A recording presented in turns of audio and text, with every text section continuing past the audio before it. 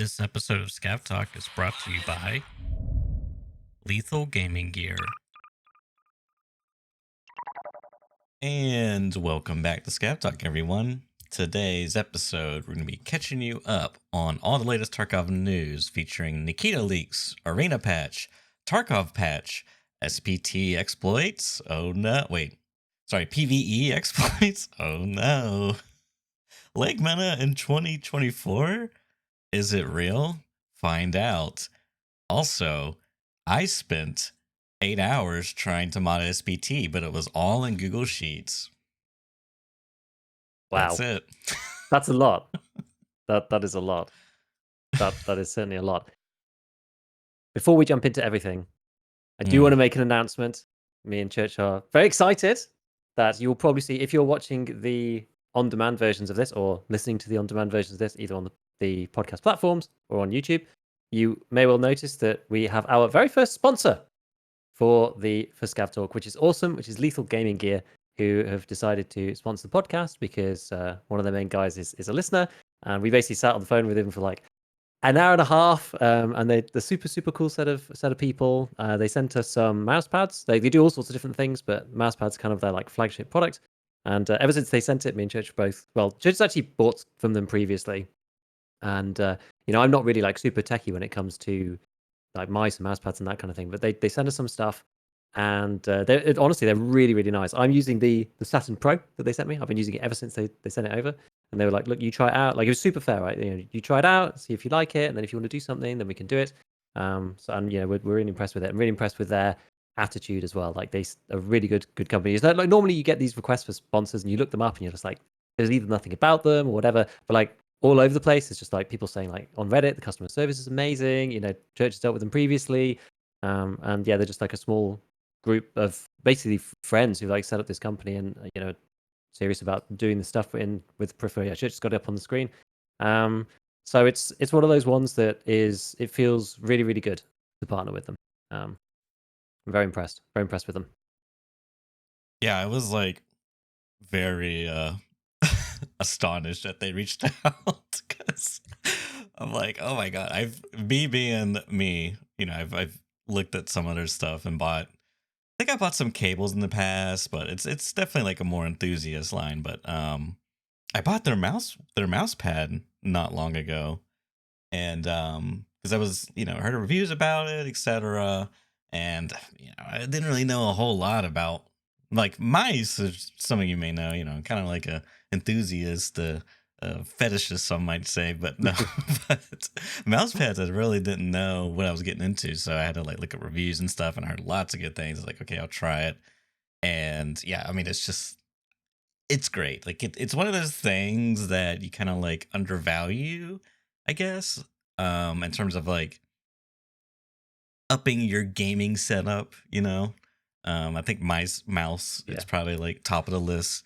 But I would probably put like mouse pad right underneath, just because depending on what you like as far as in your preferences, like I went with a more faster pad, something that had a bit more speed.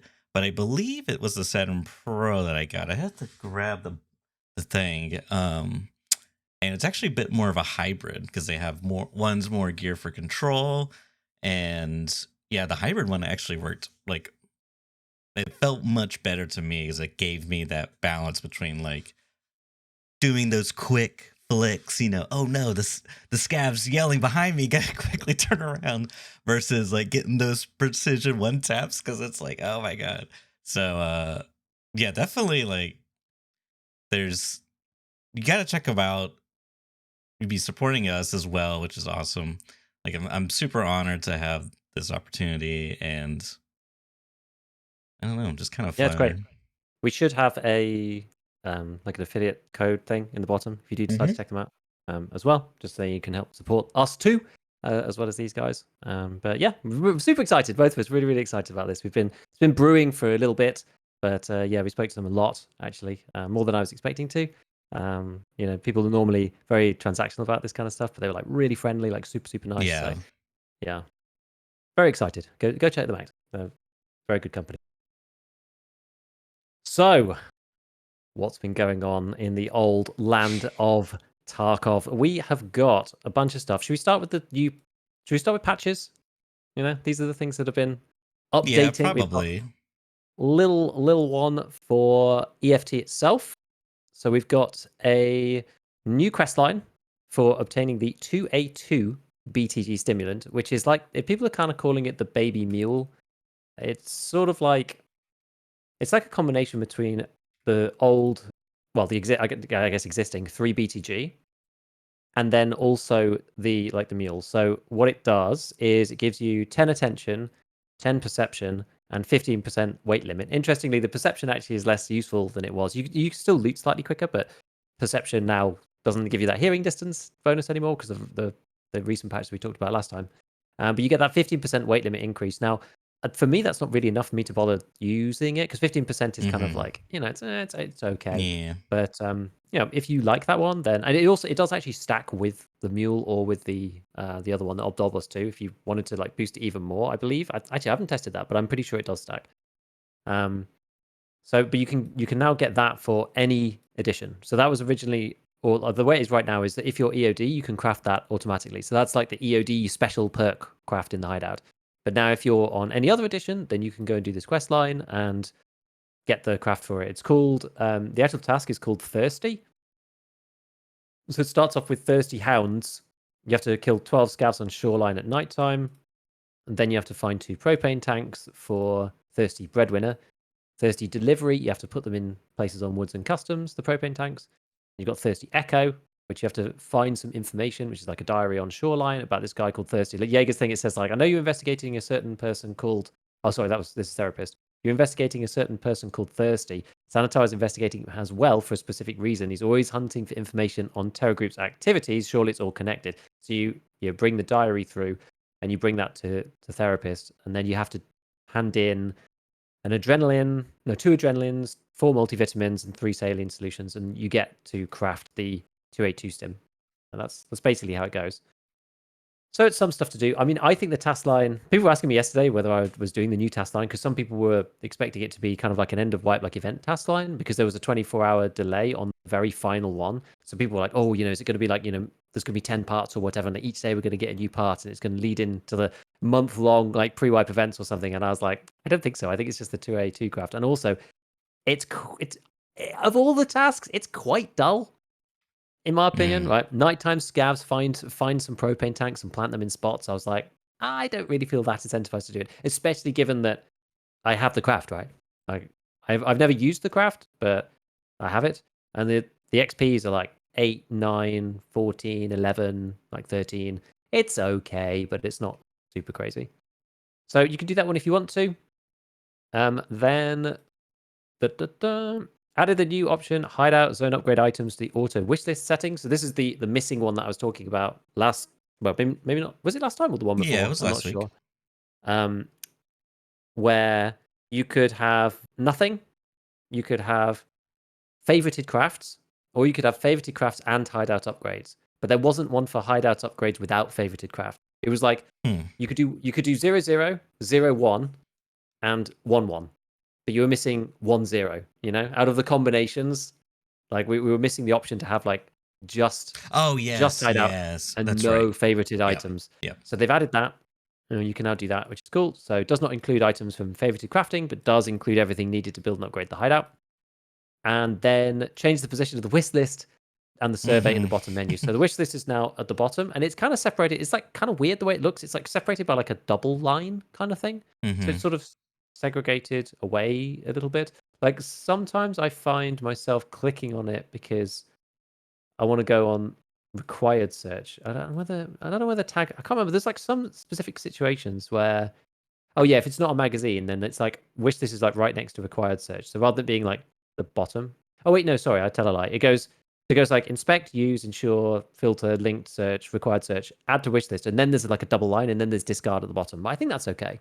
I think the way it shows in the UI now is fine. That's all right. And then the survey is now in the bottom right hand side.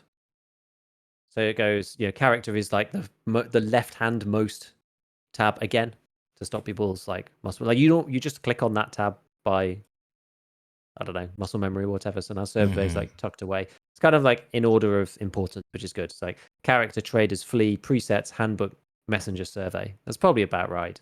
Maybe like messenger could maybe move along one, and handbook could go one further to the right. But at this point, it doesn't really matter.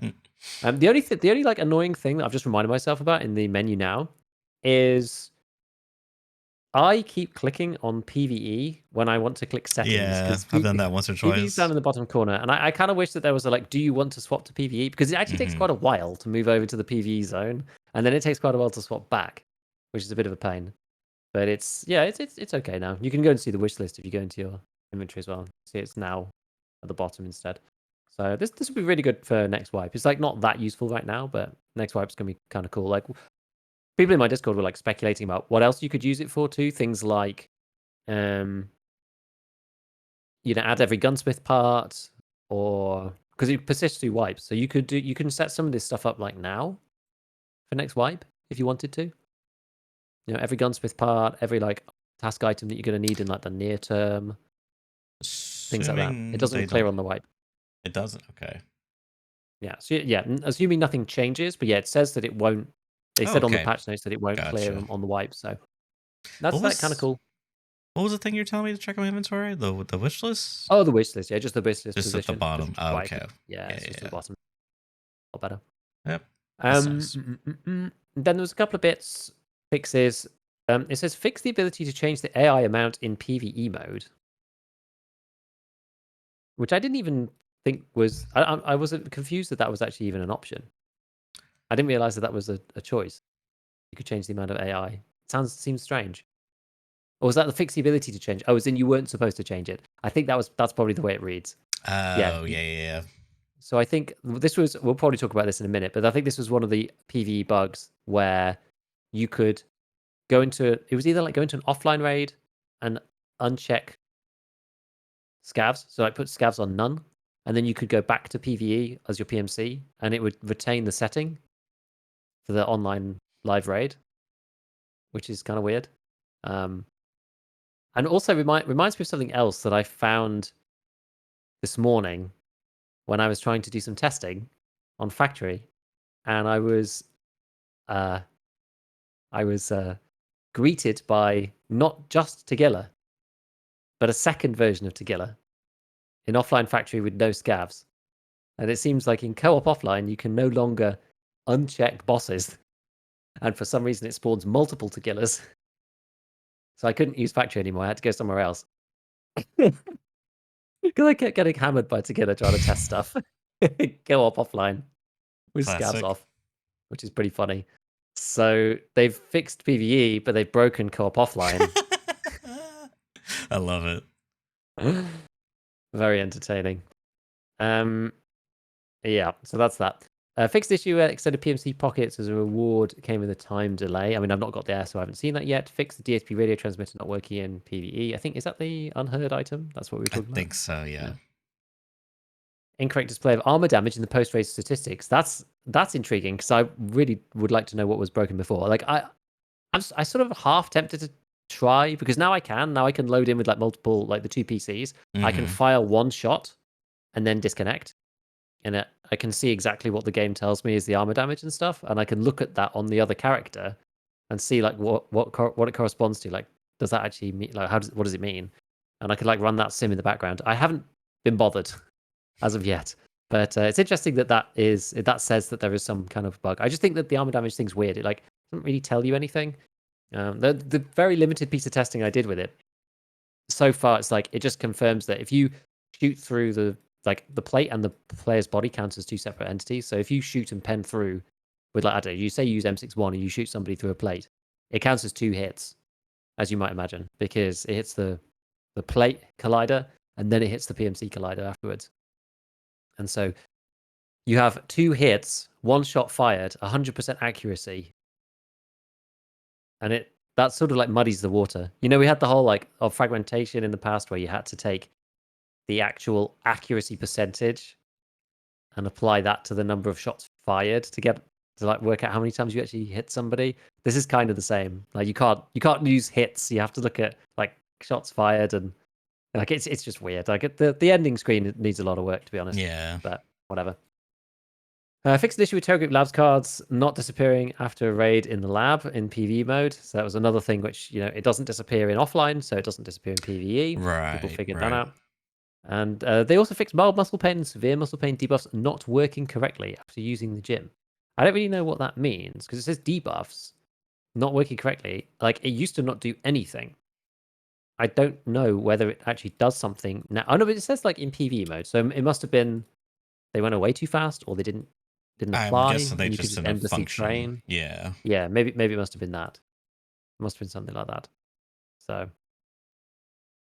that was it. It wasn't actually that big of a patch, to be honest. It was Mm-hmm. relatively small. We still got like 5 hours of downtime, but I think the problem is now BSG are trying to patch like the PvP game, PvE Yeah. game, and arena And all at the same arena. time. And like anything that links over, like this one didn't have any arena linking, but anything that affects arena, like they have to probably patch both sides of the server infrastructure to make it make sense. Yeah, apparently you could just spam the gym for gains before because you never got the debuff. That's pretty funny. That's pretty funny.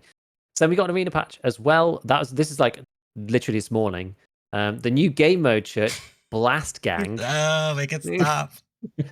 Not again. 5v5 team battle with asymmetric gameplay. The attacking side needs to plant a special device, and the defending side needs to prevent or deactivate the planted device. It's Counter-Strike.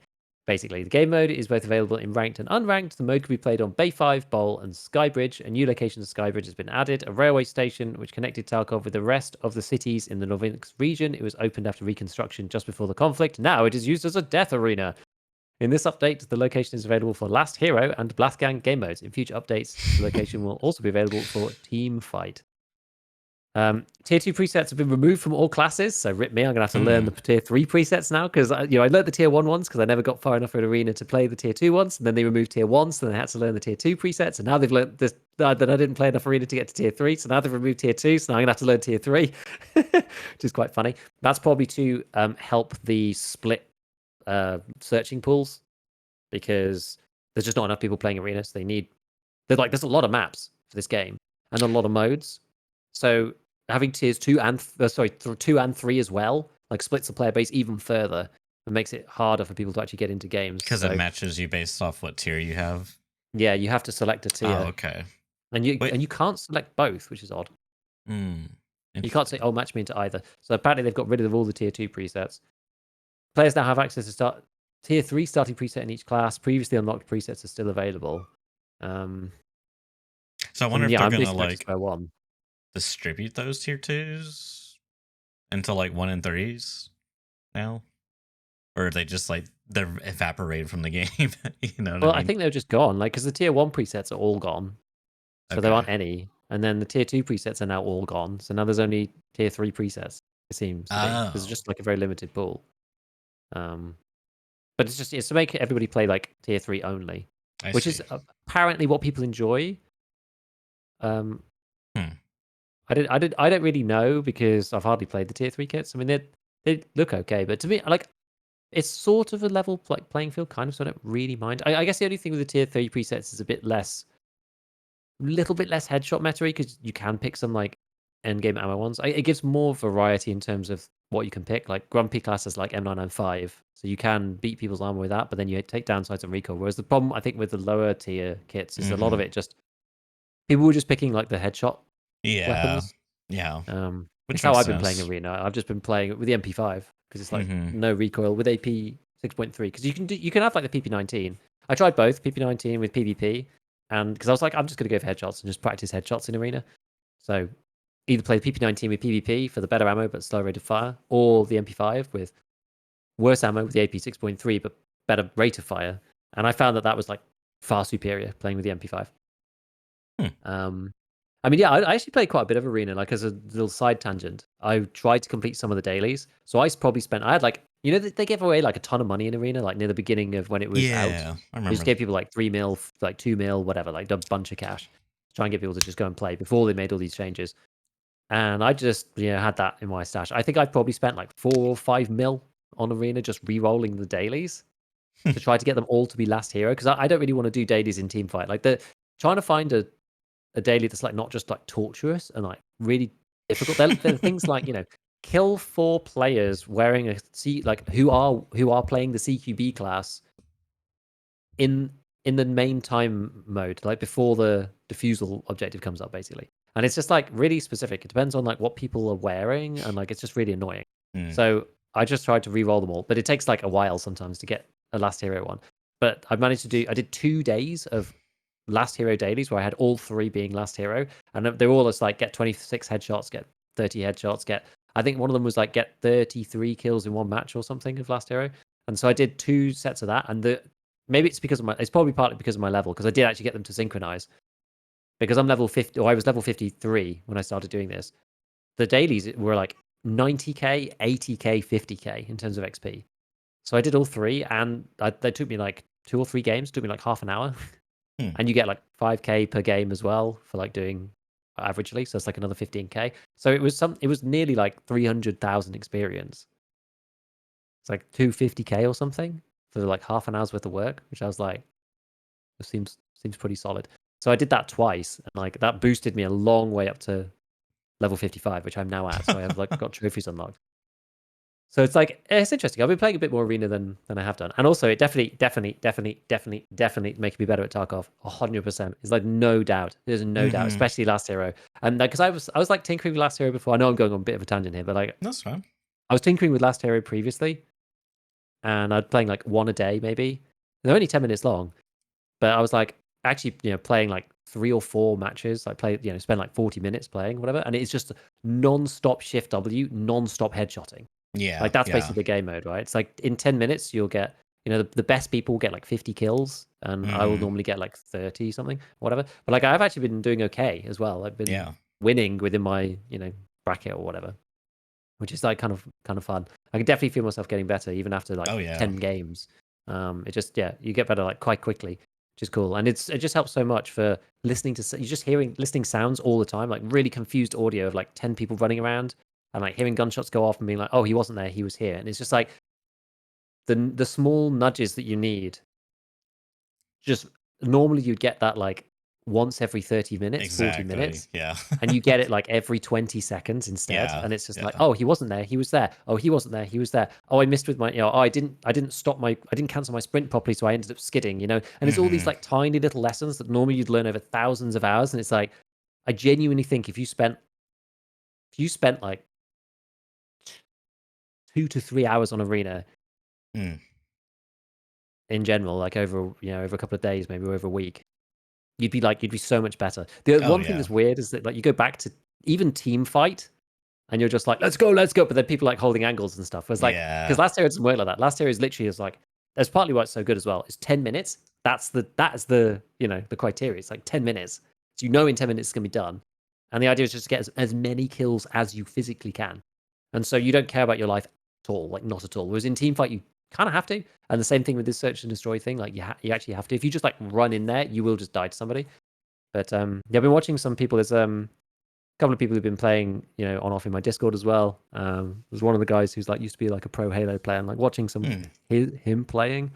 I was just like, oh my god, like he plays it's so tight, and like just watching other people, like I don't normally watch other people play, and it just kind of gave me ideas for how to play myself, and like how to use the sound properly, and like actually just capitalize on all those things that like I know but don't necessarily use properly. And so Was sort of incorporating. Sorry, was he playing Teamfight, or was it He was playing Last Hero. Last Hero, okay.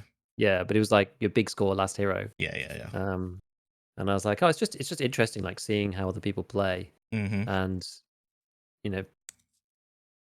just like sometimes you just need that like little bump from outside to be like, oh, this is how you can do it. And like so it's some of the gameplay look like super crazy, but it's all kind of it's all kind of like, once you watch it, you're just like, oh, I heard that guy, he was coming.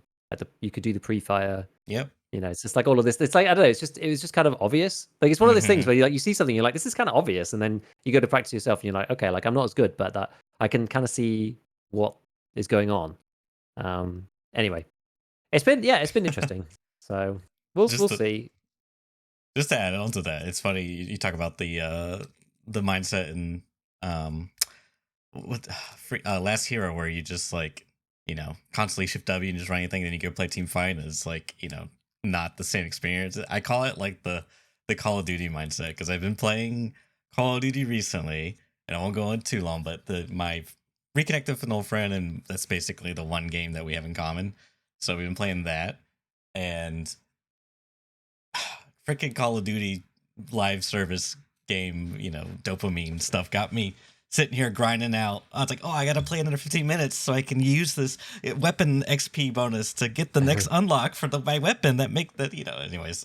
But yeah, it's like I get to that mindset so easy with Call of Duty because the game's quite like arcadey, like very leans heavily in arcadey. And then if I play like Warzone, which is like effectively the PUBG or the Battle Royale mode for Call of Duty, it's like I just run, shoot a guy, and it's like, oh, there's 4 of them. Oh yeah, I probably shouldn't have just ran in like that. But it's like the Call of Duty brain, must resist, shift W, must resist.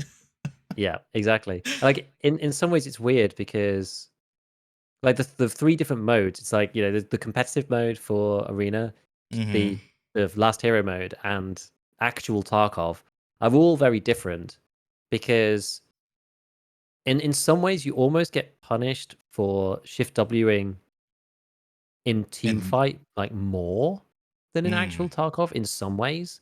Because in real Tarkov, like a lot of the fights are either like one person sees the other person first and wins, or like both people are kind of surprised that the other person's there. And the fights are sort of messy and like people disengaging and like coming back in, and there's nades going off, and it's like it's all just a bit of a mess. So you can kind of get away with shift Wing a bit more. Whereas on team fight, I found at least, it's like it's a bit like factory, right? There's only so many places you can be.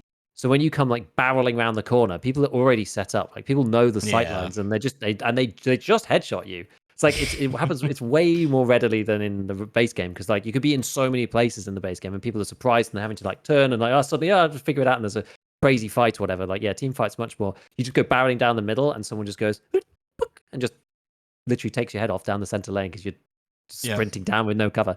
It's like kind of crazy. So that's interesting. It's interesting just how like different they play out, and like how then it changes your mentality and like how you actually have to play each situation. But no, I definitely think it's good. Like there's certainly been some situations recently where I've been kind of like slicing the pie on like corners around factory, especially into there's one where I was like left hand leaning, and also it's good for that kind of stuff too, like left hand lean muscle memory, left hand leaning into forklifts because I used to hate going into forklifts. Like coming from not glass corridor, but the other side. Oh, okay. If you're coming from like med tent and you come in that way, there's the short corridor. But as you get to the end of the short corridor, it's the one people love to grenade down. The end of that short corridor, you got a left peek into forklift itself, which is one of the reasons why I always used to like being in forklifts because it's like you have a right peek down glass hallway and you have a right peek down the other hallway. So I'm like, okay, left leaning, we can do this. Left lean in, just like looking around the different forklift bits. See a guy's head, and I was just like, and just headshot him. And I was like, I don't know if I could have done that honestly without the practice. Like I probably would have whiffed it or like not hit the shot or whatever. It's been good. It's definitely been good for me. Like I'm certainly feeling like I've been improving and like just more accurate and just like better game sense and just playing better, playing more tactically. And it also teaches you things that you also don't necessarily do in like actual Tarkov or not that often, which is the whole you fight somebody and then you run out of ammo, so you turn the whole like quick turn and then like try to sprint around the corner while you're reloading and then turn back again, and like getting the timing on that, just doing it over and over and over and over. Or like the number of times when I've been trying to get out of the way and I like jump and then somebody steps out just as I'm jumping and I'm like, oh, I'm in the air, I'm screwed, and it's like only jumping when I'm already reloading, so I'm like getting a speed boost but I can't shoot anyway, so it's like a double thing. It's like I use my downtime on my gun to be like flying through the air. At least like you do it at least do it then, not like when you've got your gun ready. Like occasionally, they're just picking your timing. That's the thing. It's just like getting so much experience, like picking your timing, understanding how much is in your magazine as well. I've like only used a couple of bullets, like not auto reloading every time because like I'm a chronic reloader in the base game. So there's just loads of stuff. It's all those little things that all come together to make you a better player. And I think that's the thing for me. Like Arena's now, I'm never going to care about Arena on its own as a thing. I'm never going to be a comp player. But if you're interested in Tarkov, it's definitely a short circuit to some of the. Absolutely. It's like to some of those like combat skills. Like that, it's not 1-to-1, of course, but it helps to be able to shoot better, and it certainly helped. Okay, so let's just whiz through the rest of this then. So within a match, purchasing presets now doesn't cost any money. So Arena is basically just like free money. You just make money for playing the game now.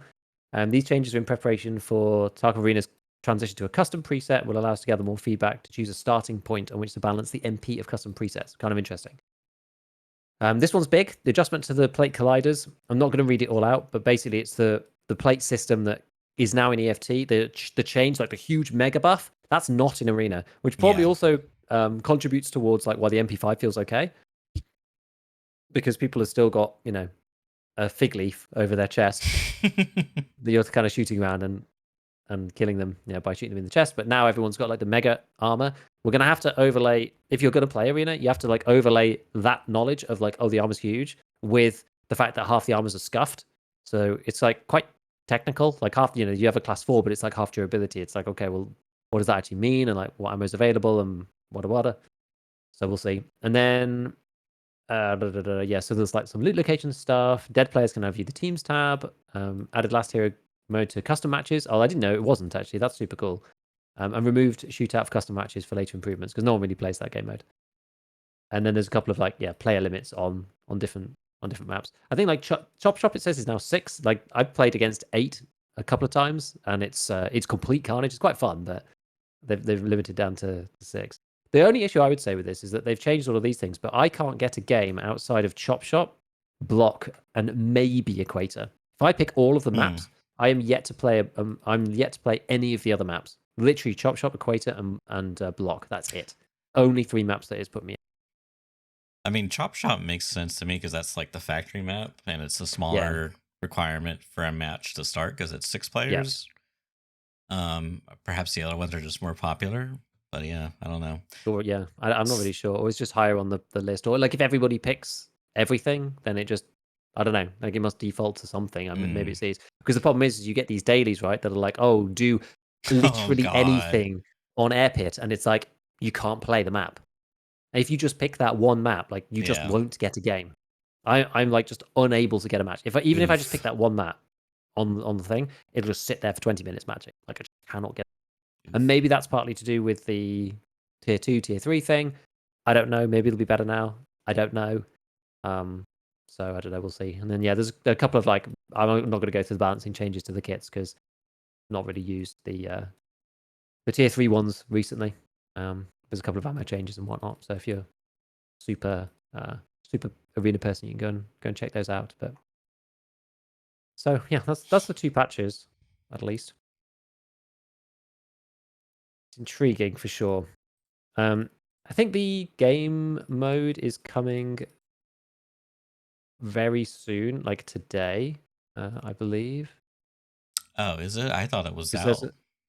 Because there's this. Where is it? Oh, sorry. Yeah, no, yeah. So it's this morning. It's this morning when it's out because the patch is like happening now. Maybe it's finished now. I don't know. Oh, okay. Yeah. Yeah, it finished an hour ago.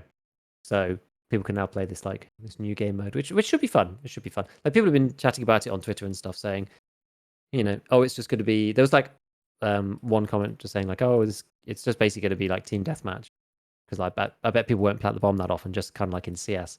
And it's like, yeah, like maybe, but it's like the threat of the bomb is kind of what keeps it interesting. Like because there's no threat of the bomb in the main mode, right? That's why it ends up being like a stalemate.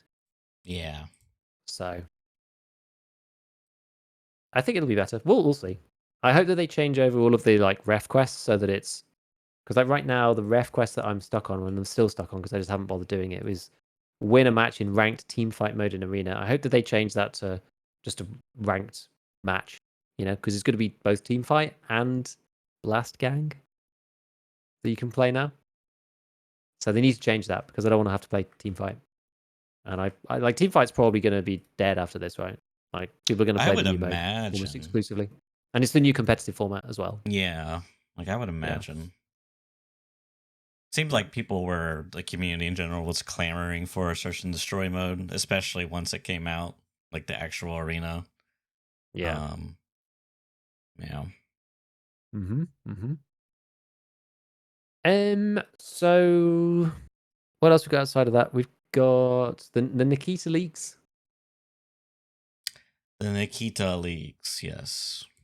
He's only done one this week, as far as I'm aware. He's been slacking. He put on Twitter the lowest quality encode in the history of 2024 for just pure troll factor. Oh, 256p legendary. Yeah.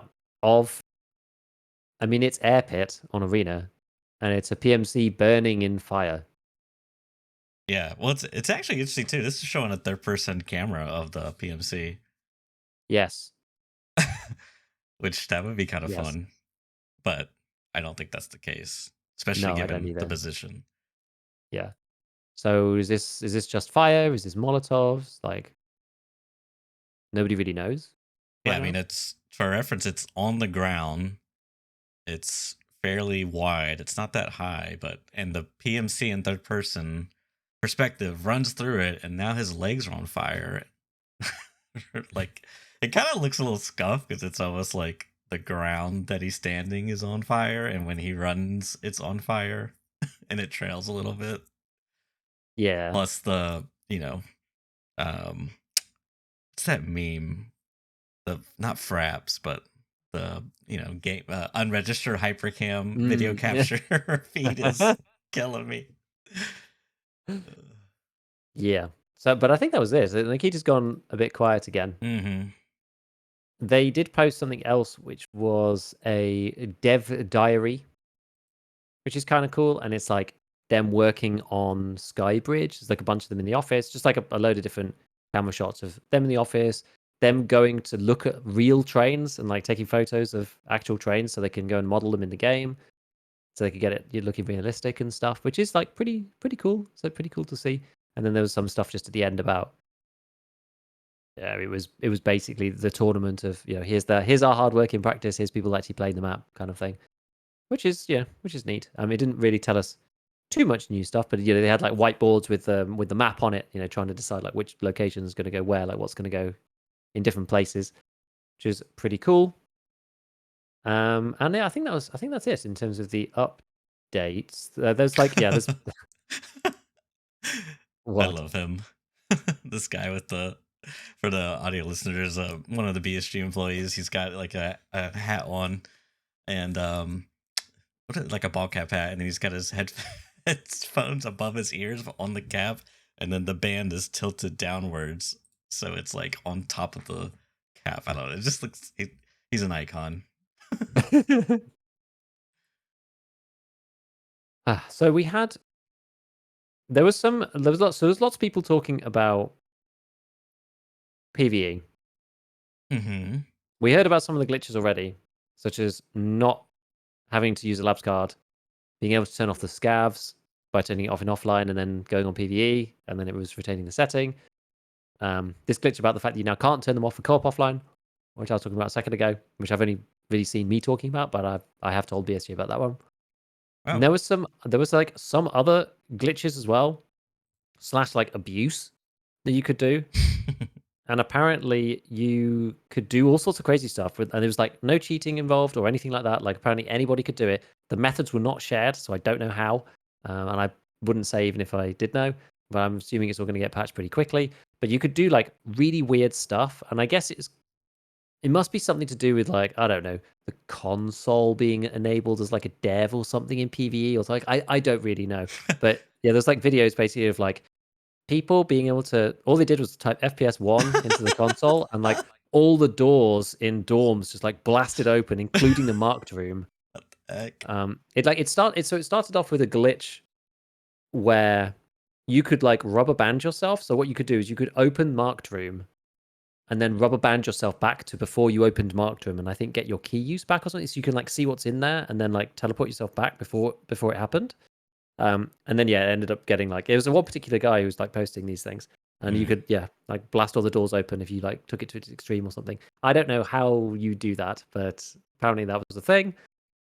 Now there was an interesting development in terms of just a community like discussion about this, which is a bunch of people being like, it's PvE, so like who cares? Like people can just like do whatever, right? It's like cheating in a single player game.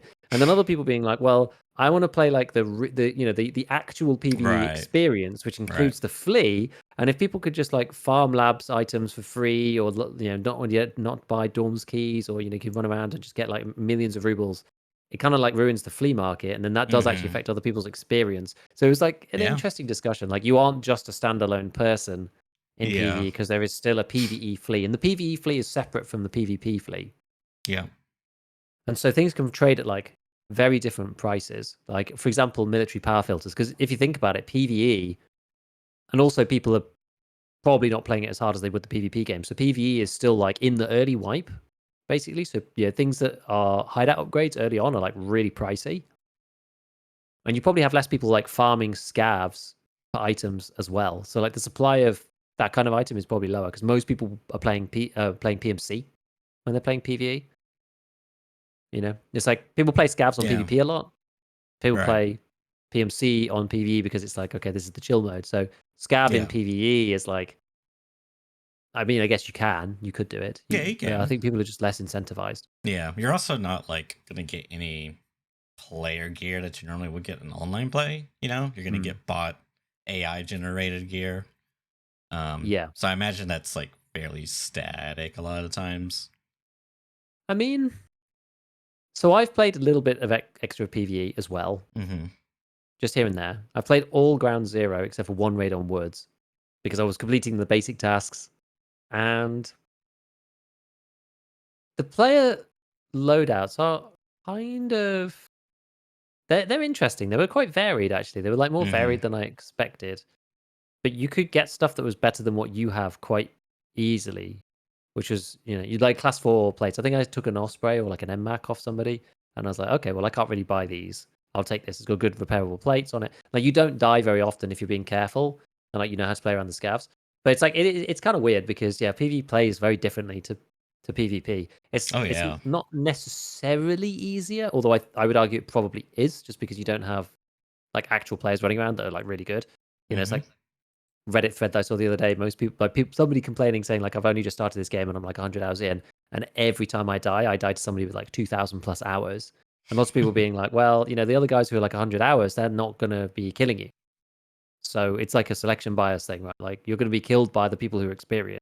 Yeah, If there are other that's a players like very you good in point. there, Yeah, that's a very good point. now if there's other guys like you in there, they're probably like skulking around, like avoiding PvP, Mm-hmm. like learning the game.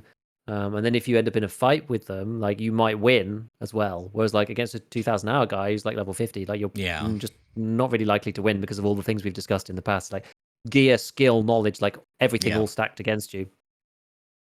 Which is sort of interesting. So like those people are like not there, and it's like PvE AI, which is kind of raider AI, sort of. So Mm-hmm. if you know how to fight the raiders, then again, it's not necessarily hard, but there's certain things in PvE that like can't do that you can do in PvP.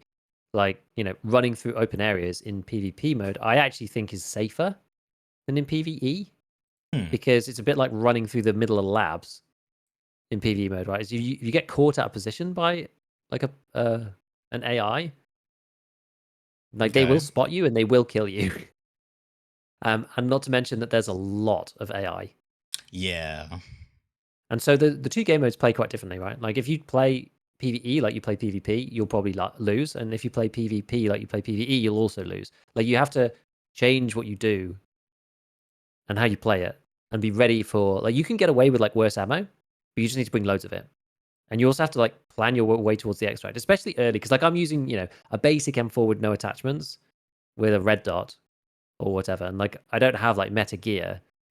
So I do get beat up when I get shot Mm-hmm. at sometimes. And yeah, you have to be careful, because like, it's more like each raid is a bit more like rogue-like than a normal Tarkov raid, because it's like have to go like encounter to encounter to encounter to encounter, not getting slowly chipped away. Like, that's kind of how PvE plays most of the time. And as soon as you make sound, like, the horde arrives, right? And you have to fight through like 15 scavs, like 2 sets of PMCs who may or may not fight each other. Like, it's pretty. This is the thing I would say about it. It's not necessarily hard, but it is quite intense. Because all the times that I've played PvE so far, I've been like, oh, I'll just like quickly whip into Ground Zero, and run through, just like grab the item, like grab what I need, go up to find the thing, and then leave. And then 25 minutes later, I'm there with like 6 minutes left on the clock, like fighting my way out of the thing. Like it is quite intense. Mm-hmm. And that's coming from somebody. I know some people were saying that the AI is like super aimbot, but again, I'm not like exceptional at Tarkov. I'm not like a Meta Shift W Chad like ultra gamer. Yeah. But if you respect the AI, then you won't get headshot like instantly. I find like most of the time, like, and this is becoming a little bit of a bugbear for me. Whenever I see, like, it seems like most of the time now, whenever I see people posting clips of stuff, even people who are very experienced at the game, very seasoned at the game, sometimes, especially when they're very seasoned and experienced at the game, and people go like, "Oh, the aimbot AI, like instant headshot or whatever," and like the number of times like I've seen people are like lining up a shot, and the scavs just like bang, bang, bang, bang, bang, bang, bang, and then they get clipped in the head and die. It's like it's very rare. Like sometimes it is, of course, but it's very rarely they lean out, they peek out, and instantly like the first bullet hits them in the head. Yeah. Usually it's because they've like sat there trying to Mm-hmm. line the shot up and not respecting the scav, Yeah. and they basically let it happen. And I'm like, I don't think Yeah. you can really complain, because you would never play against a real player like that ever, right? You're only playing that way because you know it's a scav, and then when it kills you, you're like, oh, I'm all surprised. It's like, I don't know, man. Like, I'm not sure. It's like, I'm sure it's going to happen at some point. But I've like fought through hordes and hordes and hordes of enemies on PvE, and I am yet to die, and I'm not using any neck protection. I don't use neck protection in PvP either. I like can't remember the last time I died to a scav in PvP on the PvP mode, and it's like I feel a bit elitist about it at this point, because, Mm. but it's like, again, it's not because like I'm the best player ever. It's just because I respect the scavs and know that they can just like one shot you. So it's like, if they start shooting at you, like, you'd better get into cover like right now and figure out a game plan of how to flank them or whatever. Like, if you're gonna like go re-peek them, like, just like a real player, you should expect to die and then not be surprised when it happens. Like, you could do it if you want, or if you just want to lazily re-peek them, and but then just don't complain when you get killed by them, right? I don't know. I just see lots of people doing it. It's starting to annoy me a little bit. It's like, you let them shoot you like 10 times. Don't be surprised when they shoot you in the face eventually. But anyway, PvE plays out quite differently to PvP, and it's like, yeah, it's actually, I can see why people like it now, a bit more after playing it, because it's still intense, but you're not like, it's, how should I even explain it? Like PvP Tarkov almost feels like, because of the lower incidence of scavs in general on PvP Tarkov, it's like the intensity, I would say, in some ways is lower until you get into a player encounter, and the intensity Yeah. spikes to like insane heights. Yeah. But Yeah. oftentimes that intensity is like 2 bullets and then you're dead, or they're Yeah. dead. Whereas like PvE, it feels like the baseline level of intensity is actually higher, but the Mm-hmm. peaks are lower, Yeah. because the actual That's fights are like interesting. less Yeah. crazy, and you're not against somebody who's like uber skilled, because it's always like a raider AI. But the Yeah. overall intensity, I would say, like in general, is probably higher than in PvP. Like the number of like dead-ish raids I've had where I'm just like running around, just sprinting, jumping over stuff, like moving from one place to another, like whatever. Like, you can hear from the surroundings that there's not much going on, and like occasionally you get killed just like running around like that, but like not that often. But yeah, in PvE it's just like full of enemies, so you can't just move around the map as you please like you can in PvP. So it's been interesting. It's definitely been interesting playing these like other game modes of Tarkov, like team fight, last hero, PvE mode, the base game. Like, they all play a bit differently. Like, it's it's good. It's actually good. There's lots of different flavors. Like, depending on what your mood is. Like, I did a couple of PvEs in the evening, because I'm just like, I'll just like play. Like, it doesn't matter if I get killed. I'm not, I don't care about my PvE account really. I'm like slowly incentivized to chip away at it, because on the wipe you keep all your progression, so you can look at the tier 4 stuff and take screenshots, or from a content creator's angle, I'm like kind of interested to get to max traders on PvE. Just it gives you a sneak preview. Like, if I do need to do anything on PvE, I can, like on the wipe. Like, there's something we're speculating about, so I'm incentivized to slowly get my way there. But yeah, it's fun. It's actually cool to have so many different game modes that are like varieties on the base game, and then there's some people playing SPT too, so it's a lot to do in EFT these days. Yeah. I mean, I've only played SPT, but I think it's interesting. You bring up an interesting idea, like the PvE mode sort of raises the floor in terms of intensity and then lowers the ceiling of intensity Mhm. as well, which checks out to me. Like that makes sense. And I would say, yeah, like, and I feel similarly in SPT. And I think even like tacking on restrictions helps raise that floor as well, Mm. which is like another way of doing that. I mean, it's true for like any game, really. Um, and yeah, I think it's like, I think the touch on the annoyances with, how that scav, oh man, that scav one tapped me. I think just for me playing devil's advocate here, I think for me it feels like the scavs don't really offer much of a challenge, except I mean it's like they do initially and like at the start of the wipe, like when it matters, I guess. But as you like get better gear, I mean this kind of like varies too, because sometimes like do they still have 366 AP?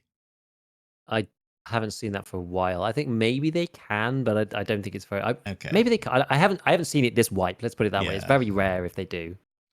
Yeah, I feel like it's fairly rare. I mean, Like I haven't seen a 55A1 scav either this wipe, but I think they still do. to like, yeah, I don't want to like diverge too far, but to stay on track is like the once you reach a certain point, it's kind of like they don't really present. I mean, maybe this is just a bit of a late wipe dilemma where it's like, oh, I have Mm. access to a bunch of stuff. Now it's like scavs are like effectively cannon fodder, and they don't really do much except for when you sit there for 2 seconds missing headshot after headshot, and their like aimbot exponentially increases. They have either they shoot you to death or they one tap you. Um, and like I would say probably like it's got to be like less than 5%, probably less than 2% time they like get some insane kill on you, right? It's like just the pure RNG dice roll, right? It's like you were running across the street and the scav one tapped you or something. It's like it happens once in the blue moon, super annoying. Same for me with like the 366 scav, where it's like you're fighting a scav and like you didn't expect him to have 366 AP, and he just like a two tap shoot does something like ridiculous, and you're like, what? It's like I'm used to 98% of time having the ability to like just Giga Chad walk up to the scav, and you know what I mean. And that's for Hmm. me is like kind of the frustrating part is like I don't know if it's more like a progression and like a experience type of thing where you're like so late in the wipe, you have like hundreds and hundreds of hours, and you're basically seeking out those high intensity counters with the players because the scavs they just aren't doing it for you anymore. You got to go to the more extreme stuff. It's like, yeah, I want to Yeah. take on 5 PMCs at once. What? I mean, in the game, of course. So um now I've done lost my own train of thought. I was supposed to lose Yeah. your train of thought, but I lost mine. I know. The Cynic Turtle in chat brought up a good point that I definitely agree with, which is I think scavs should be used to make the map feel alive. They should roam the whole map and force players to make Yes. audio by fighting them, so the rest of the players know that the raid is alive. Like I think that's true. Like scavs should probably like just fire at your last known location more often, like blind fire Mm, you a little bit, like not necessarily a bunch, but just like shotgun at you to try and keep your head down and that kind of thing. Because yeah. like when I'm fighting scavs, usually my intention is to try to kill them without them firing at me. Because and that's why I hate like that's one of the reasons why I hate standing in the way. Because it's not just the like I might die factor, it's also the like everybody can hear him factor. Like, what's the point of me being suppressed if the guy with 12 gauge shotgun is going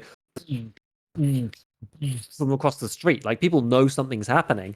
And to that point, right, like the scouts should force players to fight them and make the map feel alive. But on the counter side, it's like, well, it's up to me as a player to try to take them down silently without standing in the way of them and allowing third parties to happen. So, like, I definitely agree with that. Like, I think part of the reason why scavs are so easy, quote unquote, for like experienced players is Hmm. that like pretty much always spawn in the same place. That BSU Yeah. have got a bit better at like making them roam a bit more, making them a bit more dynamic. But it's still like after you've played a full wipe, by the end of it, like you know their patterns, you know their routines, you know where they might be, where they won't, where they aren't going to be. Like I have been surprised occasionally by their positions, but it's still quite deterministic where they go, and that's partly what makes it so straightforward. Because you're like running through certain areas of the map, and you're like, I have never seen a scav here ever, and it's like, well, I just can run.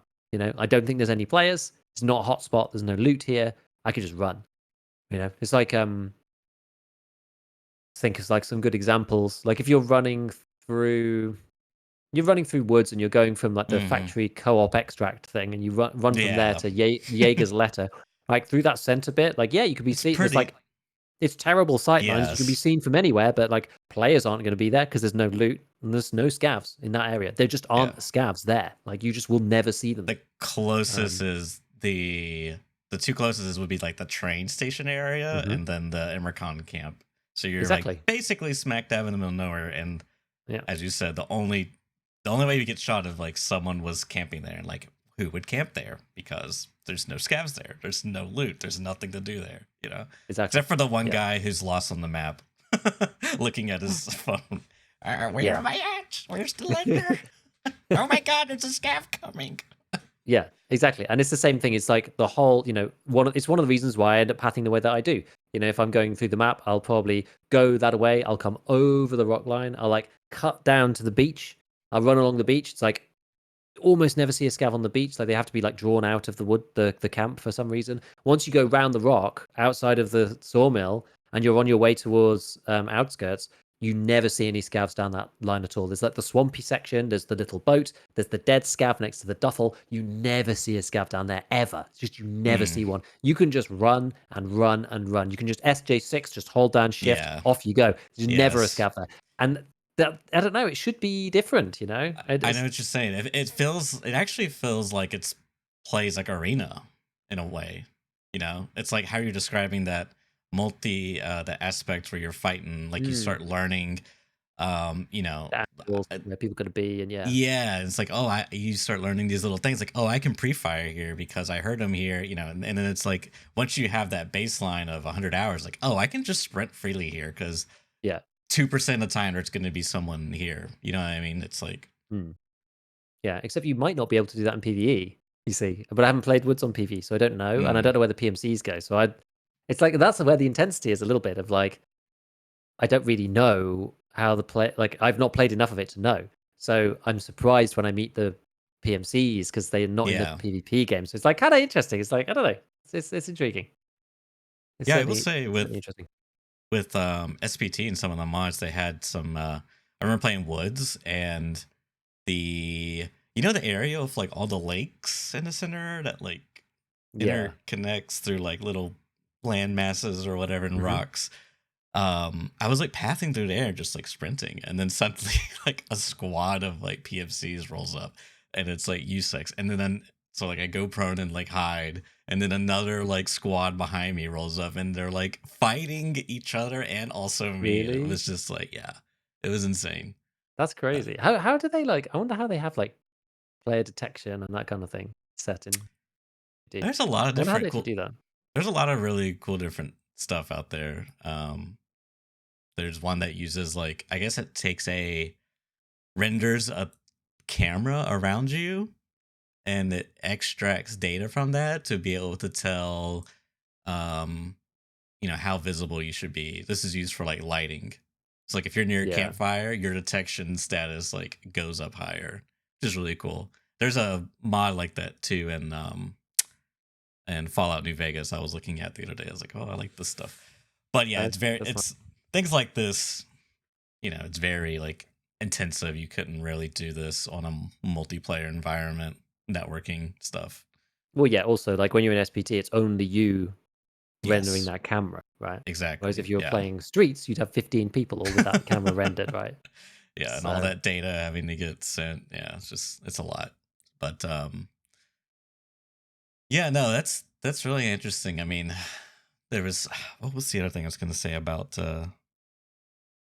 this type of oh yeah, just like that have you ever had that or like seen Mr. Streamer, you're watching Mr. Streamer or whoever, right? And they running around the map, they're Shift W and Giga Chat, and then like someone shoots them and kills them, and they're like, oh, what is that guy doing there? Like, they're like going on a little tangent. It's like, Mhm. oh, what is he doing there? It's like, I feel like it's in the similar vein where it's like the kind of like going back to the scavs thing where it's like the scav one tapped them after like 2 seconds of lining up the shot or whatever. And it's like those like encounters just like whereas like if you switch to like a player of like 10 hours, right? It's like they don't even know what the shift key does. They're on the control key, Yeah. you know? The only Control key Control S. Yeah. That's the only keys that and prone they don't those keys. So and it's just like you move around the map at like an incredible snail's pace. It's like so different, and it's like any little sound is like the intensity levels up here. It's like their Mhm. teammate shuffles. What was that? Everyone's like, "Oh, where are you?" It's like, I love the new player experience, man. Yeah, it Like is a good. treat is just like getting a friend who's new to the game, and even just no matter what their like previous gaming history is like, it's just like always a treat.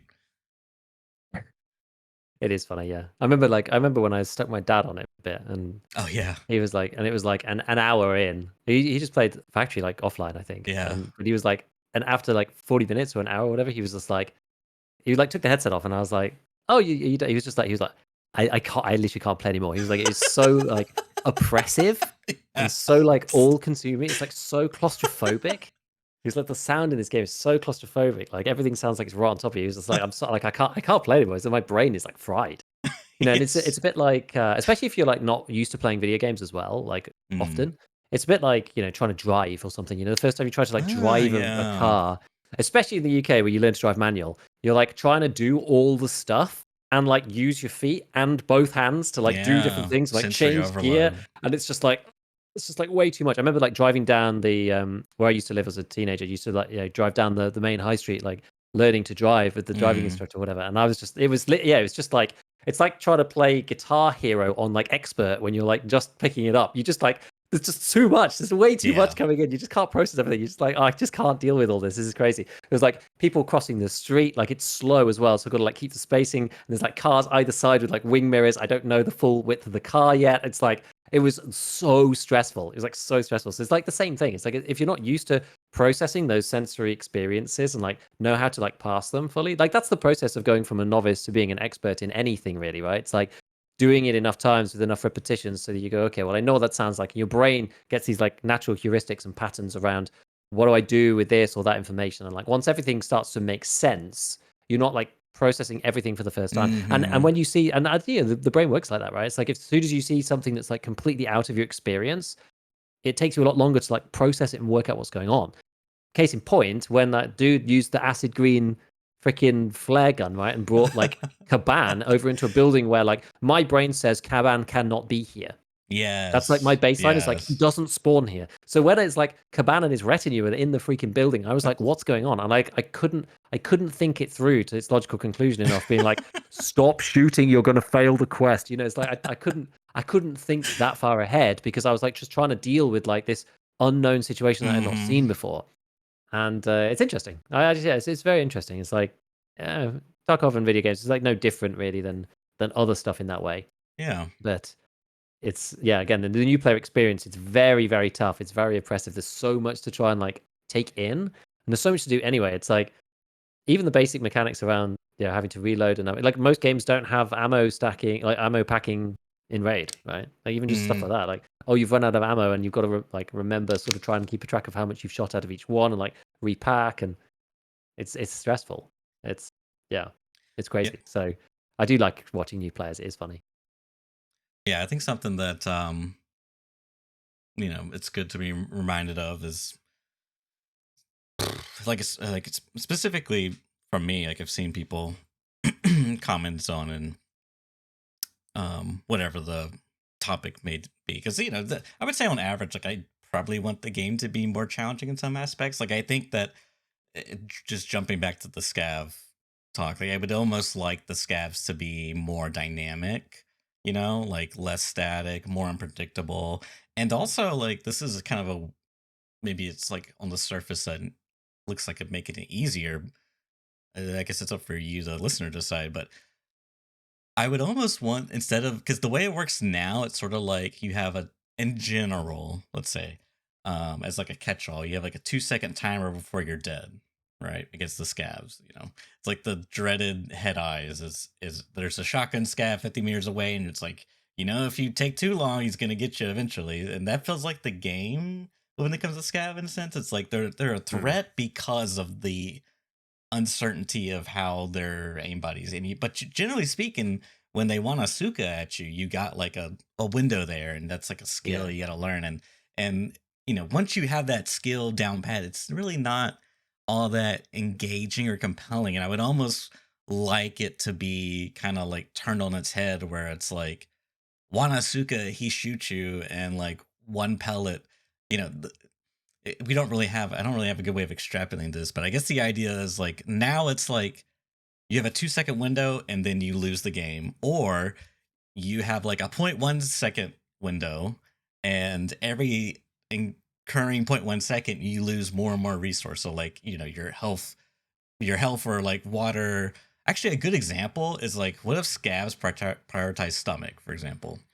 Yeah. Which is interesting because then it's like you get punished, but you don't like lose the game. Instead, you have less resources. You have to like deal with this thing. If you get into a fight, it's like, uh, you know, I have less because I lost my stomach and I fixed it later, and now I'm in this fight from another player, and because I have less food and water, now it's like something I have to like possibly interact with. You know what I mean? It's Mm. like broken legs, which I know is like pretty frustrating and like very crippling. Like especially back in the days when they did prioritize your lower. It was like a bug. They would like shoot low, but I don't know. Something like this I would almost like where it's like you're like raising the intensity, like the floor, but you're not making it to where it's like a one, you know, uh uh binary event, you know. Yeah. Did I pass I, the check? Yes. Did I not? Well, I lost. Where it's more just like kind of like incrementally punishing you as you go further mm. and further. Eventually, you would reach the same conclusion, but Yeah, I think that's good actually. I like the idea of that. Yeah, I think that's the thing. It's like it's very binary, isn't it? It's like they don't hit you, and then suddenly you just die. As opposed yeah, to that's how it yeah, feels, anyways. if they shot like straight away, but they never hit you, or like on the first hit or something, Mm, like they could never hit the head or whatever on the first shot. Like the game would just nullify it. You yeah. know, there's the special rule to just like nullify the headshot. But they shot at you like super fast, the first shot at least. Then it would make the map noisy. It like, puts you under pressure, but you're not just instantly being given that like L condition right from the word go. It'd be interesting. I also think that you could do that in a way that like that doesn't necessarily need to make it harder for new players because new players don't really know what to expect. You're just kind of shaking it up and making it more difficult for players that just know all the stuff, know where they spawn, whatever. So yeah, making them more dynamic, walk around more, go to different places, and yeah, just like shout and make more noise because I think that's the deal. Like we've Yeah. talked numerous times over the years about like DayZ and the zombies, right? Which are not there to kill you, really. Like they're literally there because they spawn when players are there. So they're a tool for other people to figure out that somebody's on the map. And it's the same in Tarkov. Like scavs, that's really what scavs are for, right? They're not really supposed to just like kill you as the player. It's not really a very good game experience to just die to scavs. They're supposed to do like they do in the raid series, right? They're like 4 or 5 of them chase you down the street, like shooting shotguns into the sky and stuff like that. Like the PMC doesn't initially like he has to run, obviously, but like he's not initially under any like direct threat, and then they start firing at him through the forest. Hmm. So but that's like how it should feel, right? They're just like, oh, there, and they like shoot the glass out of the windows next to you, or whatever, just trying to like intimidate you, not necessarily even like shoot at you, just like put you under pressure and like make you sweat, and that would be good for the experience. And yeah, change it up a bit, and also reduce the amount of just like and then boof, you get like 366 TKM through the left eye socket whilst wearing a Yeah. Bastion plate, a class 6. And I think that's the thing that annoys people. It's just Yeah. it's just the like there's like two sides to it, right? There's the what do we want the game to be, which I agree with people and say we shouldn't just be dying to scavs, like it's silly game design. And then there's the other side, there's the pragmatist side that I have, which is given the game's in this state, you know what to expect, so don't get yourself into that situation. That's the Mm-hmm. other side of it. But I'm not necessarily saying that the game design is good. I'm just saying, from a user's perspective, here's how Right. we deal with the system as it is. This is the reality. Yeah, this is the reality. So here's how you avoid this annoying situation happening. But from outside of that, from a game design perspective, when you say, okay, well, let's take a critical look at the game, it's like, okay, well, that situation shouldn't really occur as often as it does. It's very frustrating. It doesn't really add to the game in particular because it's not really stress, right? You're not necessarily like stressed fighting scavs really, and then you just suddenly die and you're like, oh, it's just have to queue back in. It's just like this sucks. It's just like the waste of time that comes with it. But no, I like that. I like the idea of that. As you say, you lose your resources, which is your armor. Like you can't fix armor in raid, or you've got lower health because you've had to repair a stomach and blah blah blah. You've had to spend some ammo to kill them and things like that. They'll be good. But yeah, I mean, hopefully they'll make some more tweaks as time goes on. I just find that just like they're way too obvious in what they do. Like I was doing an interesting quest the other day. Mm-hmm. There was the one. I can't remember which quest line it's from. There's so many different quest lines. I'm just like picking and choosing interesting stuff. And there's one you have to kill is it 15 or 10? I think it's 10 entities. No, maybe it's 10 scavs. I can't remember anyway. You have to kill 10 scavs with the golden TT, Oh which is yeah, I kind of saw that quest. Ew. which is kind of interesting. So I decided to do that one in the Klimov Trading Center and try and combine it with Gendarmerie Part 1 or whatever, which is the kill 15 entities in the Klimov Trading building with a pistol. Mm-hmm. So I was like, well, we may as well do both of these things together. But like, there just weren't really many scavs, and I basically just like hung around in that building for the whole raid and just trying to like coax the scavs in as they were spawning because they will come towards you quite readily now. So there was like one or two in the building itself, and after I'd killed one or two, then another couple came over. But I was like wandering around, just like, what should I even do? And I just like grabbed like one of the SK. I had like a shotgun I think at first, and then I grabbed the SKSs, and I was just like shooting the glass out of the window with the loud SKS, just like bam, bam, bam, bam, and then scouts would come over and they'd wander in and they'd look and go, "Oh, drop you," or something, whatever they say when they see the guy on the floor, and then Yeah. I'd go pop and kill them, and then the next one would just like shuffle in and then go, "Oh, look, it's a corpse," and they're just like, "Come in, scouts, it's totally safe. Come to the 7 pile of bodies. It's all okay. Don't worry." Oh But it no. just felt so like they just come like shuffling in, like nothing's going on. Like they're like not even. I don't know. It just felt like really Yeah. unimmersive. I was doing the Yeah. quest and we were vibing. It was funny. There's a bunch of people in chat being like, I haven't played Tarkov for like 6 months, but like watching you just like mess with scavs is actually like the really wants to make me like dive back in again for the first time in ages. Because like we were just like memeing around, just like firing off the shotgun into the air, like smashing glass with the SKS, and then like a scav would turn up and we like try and headshot it with the TT, the golden TT. So it was quite fun, but like it wasn't like it definitely wasn't immersive, and the Yeah. scav AI was like really bad. I'm just like, Yeah. and then the quest design's bad too because it's like, oh, in this very specific area, so I have to like lure them in so I can kill them within the the zone that the Tarkov wiki has demarked. Because obviously I'm not going to trial and error the zone myself, so I'm like, oh, when it says Klimov Trading Center, what does that mean? Is it just the mall? Is it like this bit? And you go on the wiki and it's like, oh, it's half the street and Beluga. And you're like, well, I would never have guessed that from what it says on the quest. So that's like, it materially changes my strategy. So I'm like, the most unimmersed ever, but actually still having fun. I just love that story of the scab just like boom, boom, boom, boom. Oh, Yeah. GG. And it's like they just keep walking and doing the same thing. I love it. It's just so Uh, funny. But yeah, let me just walk it's into I'll just walk into the toy store with like 10 dead bodies in it. It's like probably there's like nightmare a pile situation. of bodies. Yeah, next to like, the kids' play fort or whatever. Yeah. Just What kind of hell is this?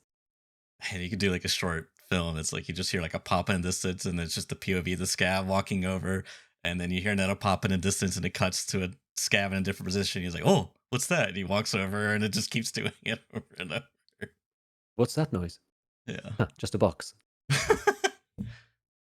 I was thinking like because playing Call of Duty recently, the AI is pretty like it's pretty it's a lot more animated.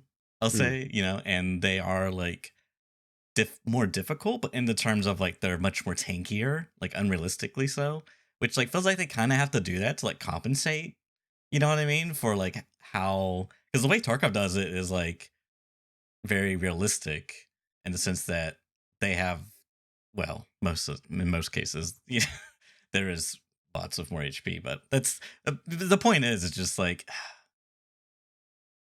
I just wonder if like we've hit kind of a limitation, and now it's gonna be like machine learning based, where it's the AI. Because right now I think it's largely just like scripts, like if statements, or here's the waypoint, you path here, if player and this whatever, a lot of like code base. But if it's more like AI driven, specifically machine learning from like player data, and then like yeah, I mean I just wonder, like it'd be interesting to see if that becomes a reality, and like what's the first game that does it and how well it works, and then like can people like start metagaming it and breaking it and feeding the machine poisonous data?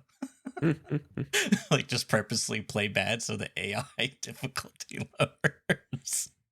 You know what I mean? Like this is how a human acts, just like sprints into a wall for 5 hours. Yeah.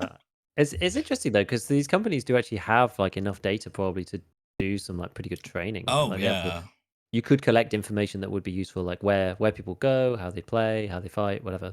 Yes. The Maybe. way the Maybe. way AI is going, I'm sure someone out there's cooking it on it. Probably Activision, or someone, Microsoft. Someone with a lot of money. Your All right, should we move on from it? I know we spent some time on this topic, but I thought it was a fun sure. topic. Yeah, it was good. What shall we do? I mean, I guess we're actually no, the time's flying. It's like an hour 20. Okay, well, Mm-hmm. should I do my little bit then? Sure. What I've been up to. So I did finally finish Lightkeeper, basically in preparation for end of wipe events. I wanted to have him unlocked to make sure that if something comes up, that I have him there. So there's been two things that have been Lightkeeper centric so far. One is the Terror Group Trail questline, which was the questline for the 2 extra lines in the stash, and then there was another one which I can't remember what it was. Which one was it? It was the one with the phone. Which one was that? There was some like questline with the phone, and you had to go and find the phone on top of dorms. There's like a whole like series of stuff, and then you could either hand it into Skier or Peacekeeper. And that, oh yeah, I you're know either what you're going down talking like Skier's line or about. Peacekeeper's line, and you could also hand it into Lightkeeper. But because I didn't have Lightkeeper, I couldn't hand it into him. And you got a special award. It was like the unheard quest line, right? It was like supposed to be the one that came with the announcement. I think it ended up getting like the marketing of it got a bit toned down after all of the drama. But either way, like the quest line itself was quite fun, but I couldn't hand it into Lightkeeper because I didn't have him. Because I decided earlier not to bother getting him. So I was like, well, that's probably a mistake actually. Like, I got I got the skier one, which was fine. I got the skier achievement, but they keep adding him into events, and so given that we're a month away from wipe, I figured it was prudent to go and actually get access to him because on Terror Group Trail you needed Lightkeeper to actually finish it, and if you didn't have him, you had to do like a 4 quest like makeup quest, or maybe 2. Maybe it was only 2. It was like 2 to 4 quests like to make up to get him. You had to do like a shortened version of the Lightkeeper path line to get it. Yeah. And also because they made Lightkeeper easy to get, like you don't need the Vertex anymore because you don't need Peacekeeping mission. You don't need Lend-Lease Part 2 with the Vertex itself. You don't need anything from Tarkov Shooter. So there's like a whole bunch of stuff that you just don't need to do. So it's like a lot easier to actually get to Lightkeeper. So that's kind of why I was like, okay, well, let's go and do this then. And yeah, so I finished it the other day. Like it's not too bad. Like the dongle body is like a bit annoying because half the spawns are in the actual water treatment and half the spawns are outside. And I was like, Which I'm just gonna. Mm-hmm. sorry, which quest is that? The one That is you're called. It's the one before Key to the Tower. okay. Find it that way. Key to the Tower is the V3 flash drive quest, I believe. The one that's like 2 before it. So one of them is one of them Assessment. is just. Which one is? Oh wait, no. No. Maybe it is Key to the Tower then. I can't remember. There's one of them which is like finding the dongle. Oh yeah, so getting acquainted is V3. Knock knock is just like super straightforward. God. And then the dongle one's not too bad because so the dongle one, like half the spawns are outside water treatment in chalets basically, and half the spawns are in water treatment. And I was like, I know what is coming, so I'm not going into water treatment for this thing. So I just like ran the 50% chance 3 or 4 times until I found the dongle body outside of water treatment. And then I was like, okay, now we're on to the V3 flash situation where you have to go into water treatment and there's 20 separate spots where it could be. And they're Mhm. all in water treatment plant. And I've typically I have hated this quest. I don't like water treatment. I don't like going in there. I don't like fighting players in there. I don't like killing rogues. I just don't even enjoy it. I don't know how to do it particularly well. And I don't really care to learn either because I just don't enjoy doing it. It just, the whole thing feels awful. And you basically have to go at night and I don't like doing night raids. The whole thing just compounds on itself to be awful. It's if you try and do it in the day, it's super hard because the rogues see you from a million miles away. If you try and do it at nighttime, then it's a lot easier. But the whole experience is just scuffed for me normally. Thank God I managed to complete it in one, the very first try, somehow, through sheer miracle, because I tried to enter into the camp. Actually ended up bumping into the ground rogues of all things, Mm. and killed 3 ground rogues. And as I was running away, I then got shot at somebody on the rock area. I was like, oh god. And then there was another guy with a bolty or something on the other side by the tower dudes at the front who was also shooting at me. And I was like, this is just the most horrendous thing ever. So I got into the water treatment, killed 3 of the ground rogues, searched one location, and then I basically just got forced out and had to leave. So I had to go all the way through the scav village, all the way up to the top, right round the rocks, and did a huge flank, and ended up killing the guy on the rocks later inside building 3 while I was searching for the things, because he was running from scavs or rogues or something. So I killed him in there, and then wandered around, did a couple of the other ones, and after number 4 or 5 or something, I think the 6th one I found was on one of the tables, and it was right there. And so I managed to extract and get out with 5 minutes left, which actually wasn't too bad. So fortunately, that ended up just working first time. Then you have to flash the drive, and then you have to take it to Lightkeeper to go and pick up the first quest. So I'm at that stage now. I'm still yet to complete any Lightkeeper quests after you get access to him, because if you don't care about getting the spear cheaper, the Mhm. CQCM mask cheaper, or the Death Shadow cheaper, there's not really anything there for you. And some of them are really annoying. Killing people around the mountain or woods and stuff like this, which is just it's really hard. Nobody goes there.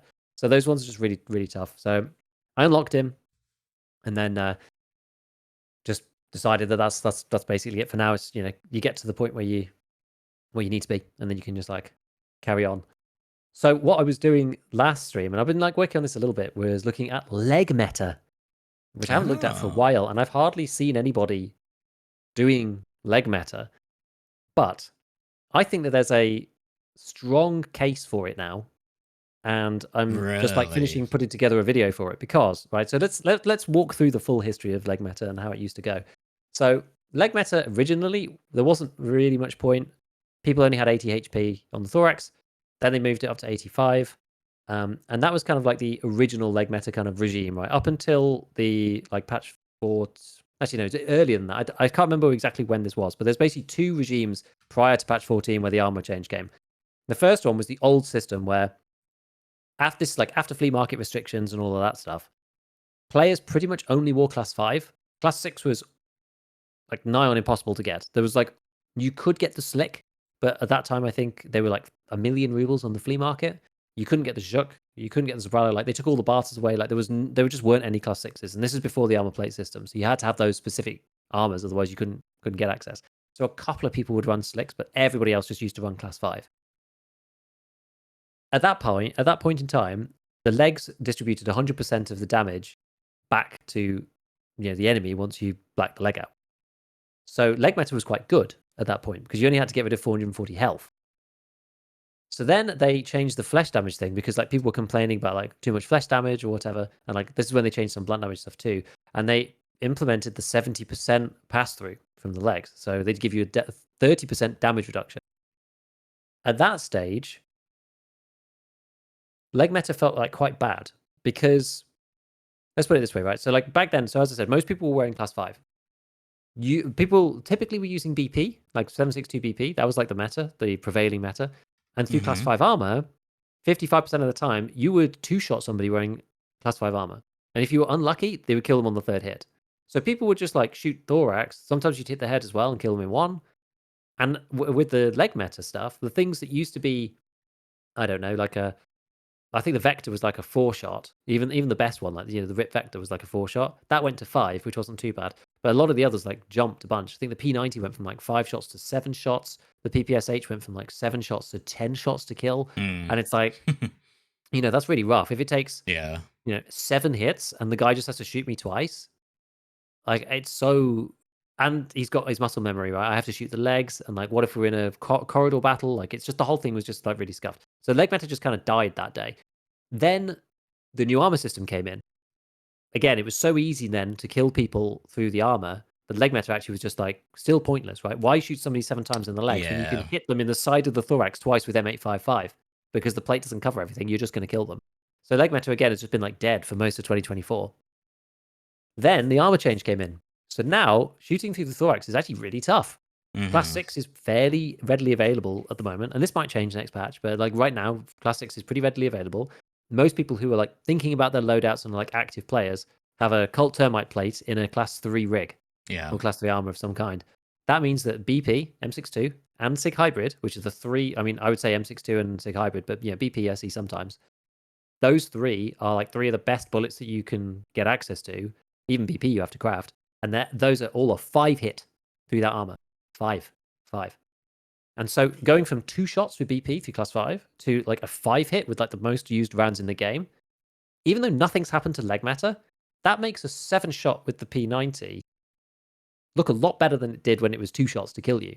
Now, somebody who's using like relatively regular bullets is going to take 5 hits to kill you. That gives you the time that you need to shoot them 7 times in the leg. So on that basis, relatively, I think because of the armor change, I actually think the leg meta has become that much better. Simply Hmm. because armor is so much better. So, well, avoiding the armor is now better than it was before. So just by virtue of its relative basis, it's not too bad. Like I'm putting this thing together at the moment, and it's quite interesting because you look at something like the 45 vector, that is 5 shots to kill, and it's like 1,100 RPM. If Yeah, it's a you lot. if you're wearing, and this kind of is sort of relies on the fact that you're wearing like class 6 plus 3, so it's not necessarily true for new players, but new players are just Right. going to die anyway. If you're wearing like a relatively meta set of armor and you step out onto a spear user with Sig Hybrid, you will kill him before he kills you if he doesn't hit you in the head. That's interesting. Yeah, if he does hit you in the head, but still, If he I doesn't hit you mean, in the head, because I that's the guess the one other same, benefit that you get of like non-leg meta is that you still get the headshot chance. So that can happen, right? You unless can he's still got get shot in the the face. ballistic shield. Yeah, Yeah, unless you're wearing like I don't know an Altin or or no? What's But the? most people are wearing a Bastion with a 6 plate. Like the CQCM will not protect you against like hybrid though, Sig Hybrid. You'll just die through with Sig Hybrid. It's like 47 pen, so it'll still just kill Yeah, you. no, I'm saying if I'm using rip and I try to shoot them and they hit the CQ, Oh yeah, whatever if it's you shoot them in called. the face, sure. Yeah. Well, like, Yeah. because you can wear that and the Bastion Class 6, right? I no, you can't. You can wear a headset and the CQCM, but you can't wear the Oh, I'm you can thinking wear of the the Death Death Shadow. Shadow. So That's what I'm you thinking can wear of. the I'm Death Shadow. sorry. Yeah. So that I'm you can wear the sorry. Death Shadow. And that is important because it's class 2. Yes. So against rip type rounds, class 2 is actually a big deal. You need like 15 pen at least to really start dealing with class 2. And most of the Right. flesh cartridges are like, what are they like 2, 3 pen? Like you're not getting through. Yeah.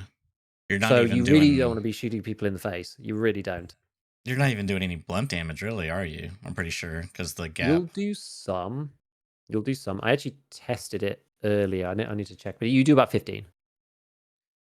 And so I'm sorry. You're saying with the atomic defense CQ CM ballistic mask, you can hit them where exactly? I guess in the Well, side of the head or the ears. well, yeah. What does that? Well, well, It doesn't no. protect ears. It doesn't protect nape. Well, this says face, jaw, ears, head, top. Oh, does it do ears? That's what it says. Oh, well, it must do. It must do. I didn't think it did ears, but it must do. Interesting. But You could, either way, yeah, you don't want to be yeah, shooting people in the face with this or the Death Shadow even. Right? Like you'll do less blood yeah, damage to the CQCM, but even the Death Shadow is enough to make you shoot them like yes. 3 or 4 times in the face. Which I kind of hate, but that's neither here nor there. Yeah. So you do have this like tactical strategic issue with leg meta as Mm, well, which is the like you kind of need a straight up fight, like corner peeking against somebody with a CQCM on is kind of rough. Although again, it depends what armor they're wearing because like you can shoot them in the neck sometimes. Like it yeah. sort of depends. But But like, is it worth risking it when you could go for the quote unquote surefire on their legs? Because you yeah, can't oh get yeah, knee exactly. pads. Yeah, exactly. So what you want to do, you just need to like get people into the right spot. So I had like a Yeah. beautiful one on factory where we were playing again. It was like towards forklifts, and it was in the not glass hallway side, in the other side, in the stairwell. And I was like peeking down, and like the guy came like on the tunnel underneath to come and find me. And he kind of came up the stairs, and I was like, okay. So I just like left and like moved him into the next corridor.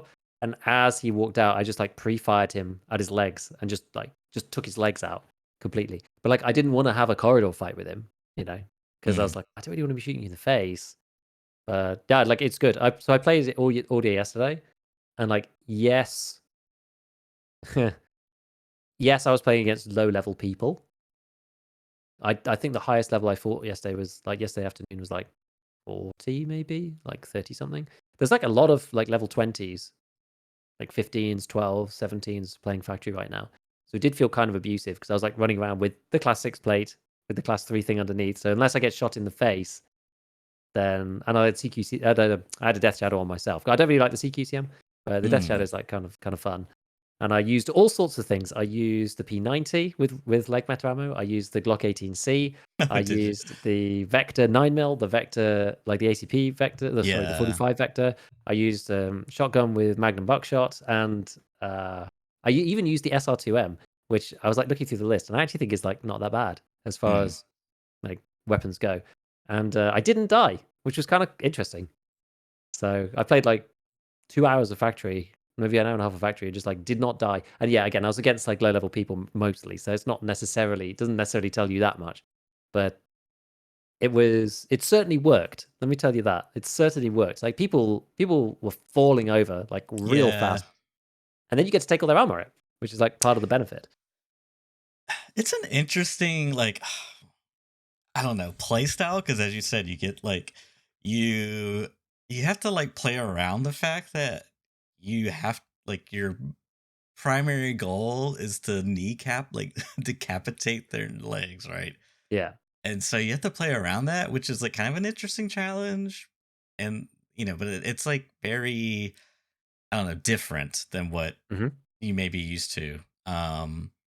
Which is like, I don't know, for me, like kind of feels like uncomfortable, and not that I can never feel uncomfortable, but it's like, I don't know. It's just like, it's just weird. It's just a bit different, I guess, compared to like any other shooter. Yeah. You have to be very purposeful when you go into the raid. You can't like play it on autopilot. You have to be like, right, I'm shooting the legs here. Very much so, I'm focusing on that in particular and like thinking about moving people because people aren't necessarily expecting to fight it when it's like not meta. And Yeah. so you can like they're like not really thinking about it. And so then you can like try to like Right. manipulate the fight into such a way that they're in a Hmm. certain space where they're like, oh, I just want this guy to like swing me or whatever, or I can swing Yes. him. Because if I get into close range with like the 45 vector Yes.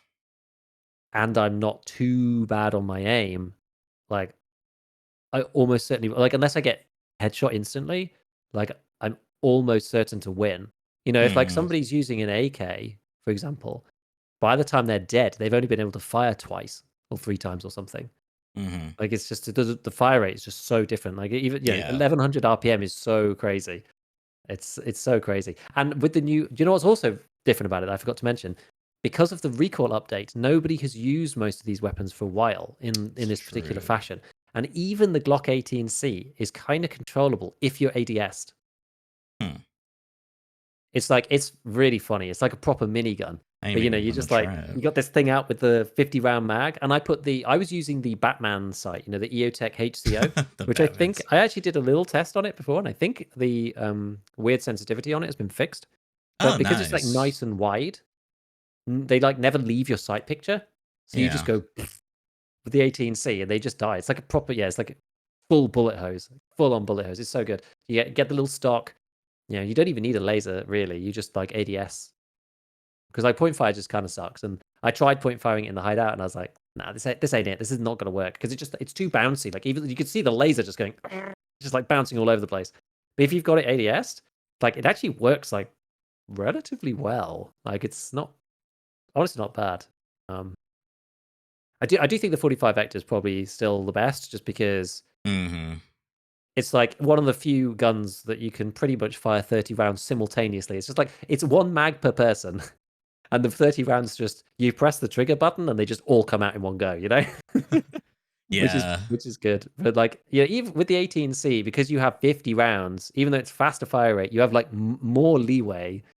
But the only problem is you can't get 9mm rip. Like you have to craft it or buy it on the flea, Yeah, it's kind of which expensive is too. really annoying. Yeah, it's like 3K a round, like 2 or 3K a round on the flea, which is like insane. Or you can craft like 120 a time, I think. Whereas you can buy 45 rip from mechanic. So you can actually like build up a stockpile of 45 rip. So I ended up preferring the 45 vector just because like Mm. ammo availability or whatever. And it does more damage. And it's like it's technically the fastest TTK for legs out of all of them, just because of the fire rate. Like the Ash, you can use PS12A. Because I looked through all of them. I looked through like Warmageddon, I looked through HP for 762, I looked at like Mm-hmm. Ultra Nozzler and those ones for like the FAL. But the Ash 12 is like 4 shots to kill. But like, would you rather try to hit somebody 4 times in the leg with an Ash 12 with PS12A, or hit them 5 times in the leg with the 45 Vector? I know which I would prefer to try and do. You know, like, and given the relative fire rates as well, 4 shots with the Ash at 600 RPM versus 5 Oh. shots with the 45 Vector, and you put a red dot on as well. That's just with the irons. You put on a red dot, the thing actually feels quite nice. It's surprising, isn't it? Yeah, it's actually like the old one would be like you be over here Yeah, I know. already. Be For hitting the the audio listeners, ceiling. Church is trying out the Glock 18C in the hideout. But like, I think a lot of people have forgotten about this gun, or like some of these guns, or the leg meta playstyle. But like, it's with the stock, and you've got it in ADS. Like, It's not too it's bad. it's really not that bad. Like, it's like a humongous buff to compared to where it was before. That's for sure. This feels so weird. Okay, so I just have to verbalize what's going on. So ADS, it feels like the gun has recoil. On ADS, the gun has no recoil. It's not even right to say. When I'm ADS, my camera moves with the gun. When I'm on the ADS and I shoot, my gun just moves, and it's like so. My brain is just like sliding apart. It's just so weird. But yeah, Yeah. very very fast. But yeah, I think I had a delta point on it, and it was it just feels so good.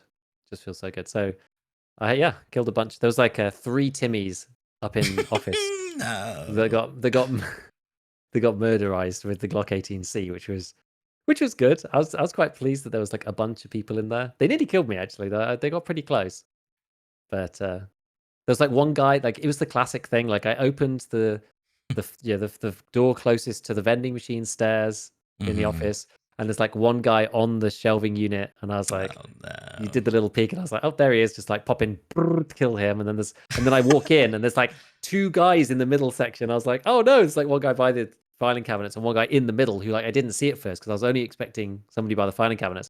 So he's firing, like I kill the one guy and then I run out and like have to reload and stuff. It was fun. It was good fun. Fought a bunch of scavs as well. Yeah, it was good. It was good fun. Good fun. Ashton Chad said you could put a delta point on the 18C now. Yeah, you can put one of the mounts on, I'm pretty sure. I think anyway. I can't remember which mount it was. I've got the game closed again, so I can't remember which one it I was. think it's the Tri-Shark. I think it's called. Maybe. Let's see. I had it up there. Maybe. I could do that preset. Yeah, I don't know. I just something about like metas never really sat right with me. Like, let's see. This is the Glock AimTech Tiger Shark sight mount. Is Does that one where work? Does that one let you delta point? Delta Point is Yes, it does. compatible. There you go. There you But go. oh, I guess you can use this other one too on the front of it. Yeah. UN3, whichever you may prefer, is cheaper. But yeah, I don't know. I just like I think like just jumping back to this, Mm. as you said, the ammo is really expensive for RIP, and I just find like the argument that having a hard time new player level 10 with 5 hours in the game, or 100 hours at level 10, whatever, just use RIP ammo low, and it's like, well, I just gotta like play scav raid a million times and sell my soul, in my firstborn to buy enough ammo to like maybe shoot them in the leg Oh and yeah, maybe kill them. You know what I mean? It's just like I like kind of yeah. Go like ahead. that's not the play for like new people. So like Yeah. there's a few other things on my list which they're not like they're not meta, they're not fun, they're not like best in class, so they're not necessarily as fun. But if you want to like kill people easy or like with almost no risk or super low risk, it's basically Keta B or Yeah. the Clin with SP7. Yeah. Yeah. It's 8 shots, so like it's quite high, but like the Clin is like 1,000 RPM, has like no recoil. You can put a delta point on that as well. You can get delta point Mm-hmm. on the Clin and a laser. It's like so 1,000 RPM. It's not that far away um from the like rip vector. It's 8 shots rather than 5, but you know, in that speed doesn't really necessarily matter so much. Like it just helps if you're playing against like multiple people with the vector. The part of the problem is, right, 5 shots to kill with like 1,100 RPM. Like by the time that like you have killed them and the server has registered that you've killed them, and then you see them fall over, and then your human brain processes it and takes mouse off the like off the trigger. Like the mag's empty anyway. Yeah. Like you don't have time just to do like 5 hits and then like let go. Like you just need them dead, and you hold down the button until you see them fall. So there's 1 or 2 frames of them going uh, uh, Mm-hmm. and then it's like only then do you read like it takes 200 milliseconds for the average human person to like see input, Right. understand and react, right, and like take finger off. So it's like, well, does it matter 5 versus 8 shots? And like I'm saying in this thing that genuinely, like, yeah, you've only got 30 rounders. And I was like, I didn't end up doing this on stream, which is kind of a shame. I actually genuinely think you could just bring two. Just bring two Ketabes, two like, Oh, and Clins. swap them. Yeah. Just I'll just hot swap them in raid, Then next one, like then you got like sort of a 60 kinda situation going on. But Be kind Giga, of cool. why stop there when you can bring in 4? You bring in the rig with two by twos in it. You fold the stock in, baby. Put them in there. Freaking what's his Yeah. name? Rambo with the double dual wheeled cutters. Swap dual Yes, you wheeled just like cutters. first Keter, next Keter, Yeah. next Keter. You could so you can fire off like 4 Keters before you run out of Which like rig space. if you didn't already know, I think I've mentioned this many moons ago, but it's such a like obscure random Tarkov fact. I think I got it from Tayoff. Shout out to Tayoff Oh on yeah. YouTube. You could fold the stock and you receive no recoil penalties. It's the exact same, like functionally, anyways. Mm. Which is like a very minor detail, but like in the cases where your gun would bump up against something, and like cock to the side, it won't. It'll just go back into your shoulder. So it's like kind Mm. of interesting if like maybe there's some neat strategy on factory. You like sprint into the guy so his gun's barreled. He's like barrels off the side. Meanwhile, you're just like, ha ha! I got the advantage of my stockless cutter. I can now shoot you. Yeah, you having barrel stuff that you start voiping. It's like, What you who's a gonna big boy do? now, eh? Who's a big boy now? Nice long gun you got there. Yeah. Yeah, exactly. So it's definitely been fun. Like some of the meme varieties of it, I kind of wanted to try like a HK416 with Warmageddon. I kind Yes, of wanted to I try love because I that. was like, that's kind of a fun idea. That Yeah. takes 7 shots. It's only 7 shots, right? 850 RPMs, like no Hmm. joke. MCX with Whispers, another one that's like kind of potentially good, like 7 shots again. Not too bad. You could try like the AVT with HP ammo. That's like That's maybe works, like a 20 yeah, rounder with interesting. or even like the PKP or something. Although it's a bit of a waste, right? You want to just fire BT at somebody with that thing. Yeah. The FAL with Ultra Nozzler is like a 6 shot, and you can take that with the drum and things like that. But I don't think those are really necessary. They're not as good, right? Yeah. There's also the slugs too. Super performance slug usually being the prime favorite. It's interesting because of the changes to the leg like spillover. Rip slugs can't 2-shot people because they do 265 damage. So that's 530, which is not enough to 2-shot anybody because of the 30% straight. Like it used to be, obviously, you know, it used to be enough to kill somebody Yeah. in 2 hits. But as soon as they change it to 30%, it doesn't anymore. So you may as well just use super performance. There's no point using rip. And super performance Hmm. like moves faster. It's got better accuracy. Just like a Yeah. whole bunch of stuff. Like it's super performance is like the king slug, I think, for doing that. although it's not necessarily like there's like it's got weird zeroing, which is the problem. But like all the others, like things like Copper and FTX, those ones are like a 4-shot from like any reasonable distance because they drop off too much. But I just don't like shooting at legs with slugs really. I tried Magnum Buckshot. Like that's Yeah. the other one for new players. It's like, maybe Magnum Buck, but that's like Jaeger 3 and there's no craft for it anymore. It used to be on Workbench 2, but they took it away. You can get on scabs though, You can fairly get on Scavs. You can buy commonly. it on the Flea as well, in theory. Yeah. But you can still just use Express Buckshot 7mm or 525mm. Like that, it will still destroy people, and it's got lower recoil. So if you could just put it in a gun, I've hardly used the shotguns. I've not done anything about shotguns this wipe at all since patch 14 came through. So I was Mm-hmm. like, actually, because I was like, oh, I'm just going to get the 153, and then I was like, why though? Because the 153 used to have like better return to center time. But like, is that even still a thing? I'm not even sure because like the recoil system is like completely different now. And when I used the 155, it felt like the same as the 153, but just with way better ergo. So I was like, okay, maybe we just use the 155 now. Maybe that's the good gun here, or the Saiga or something. Mm. So it was interesting. I used the 155 actually to like kill some people with Magnum, but you can like really spam like Express 7mm 525. You could Yeah. sort of spam Magnum, but it's a bit wild. Sorta. Yeah, I mean, I killed 2 people with it. There was the guy who was like actually geared. I unfortunately ended up in a really weird fight with him where he was down by Seller's Extract on factory, like bottom of the stairs, and I came round like the very longest, all the way along the corridor, Mm-hmm. like down there. So Seller's Extract, you've got the staircase, and then you've got like the really long corridor that goes all the way to the end. I came round at like the end of the corridor and saw the guy down there. And so, but he was looking up the staircase because he was fighting somebody in forklift.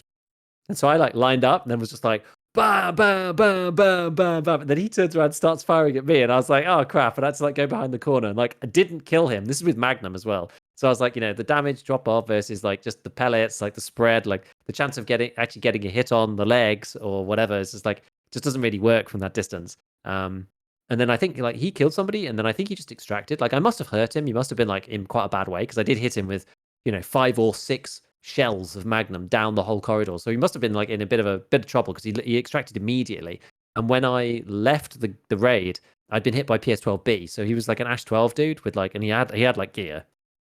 So it was unfortunate that I ended up in that position because it just didn't work. Whereas I actually think that with something like the 45 Vector, I actually think he would have died because, the bullets sail along, they travel all the way down and hit for, super, super high damage still. It's not like the shotgun where you do need to be close.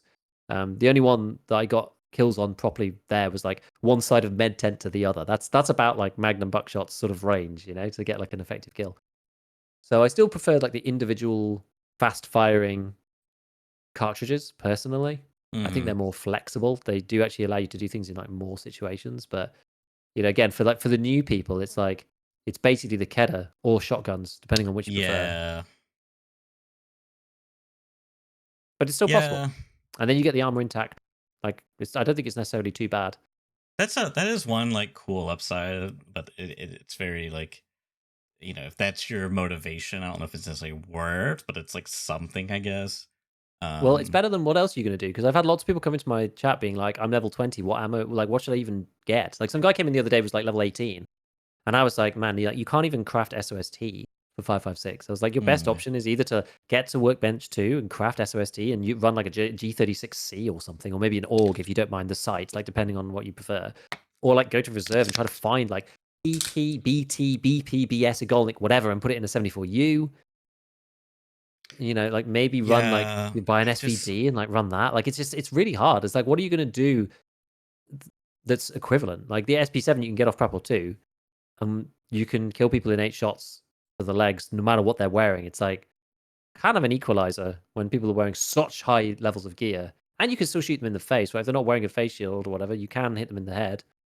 well, see, Possible. that's kind of my problem. Like, why I don't like some of this, like the Death Shattered Mask. What's it called? Oh, that's true. Yeah, the death shadow and all that stuff. Because then you can't. Yeah, and it's like, Yeah. man, why? Like I get it. It's kind of cool and nice and this and that, but like they kind of like made it to where, um, it's like the very starter rounds are like really bad against them. You know what I mean? It's like Mhm. like if you want to go to leg meta route, fine.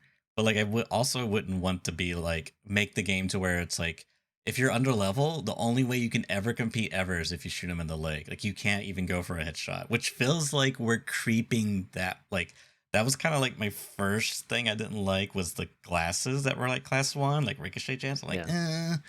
don't really love this, but whatever. I'll just accept it. It's gonna be a part of my kit every time. Now we got this other thing with the face and like I don't know.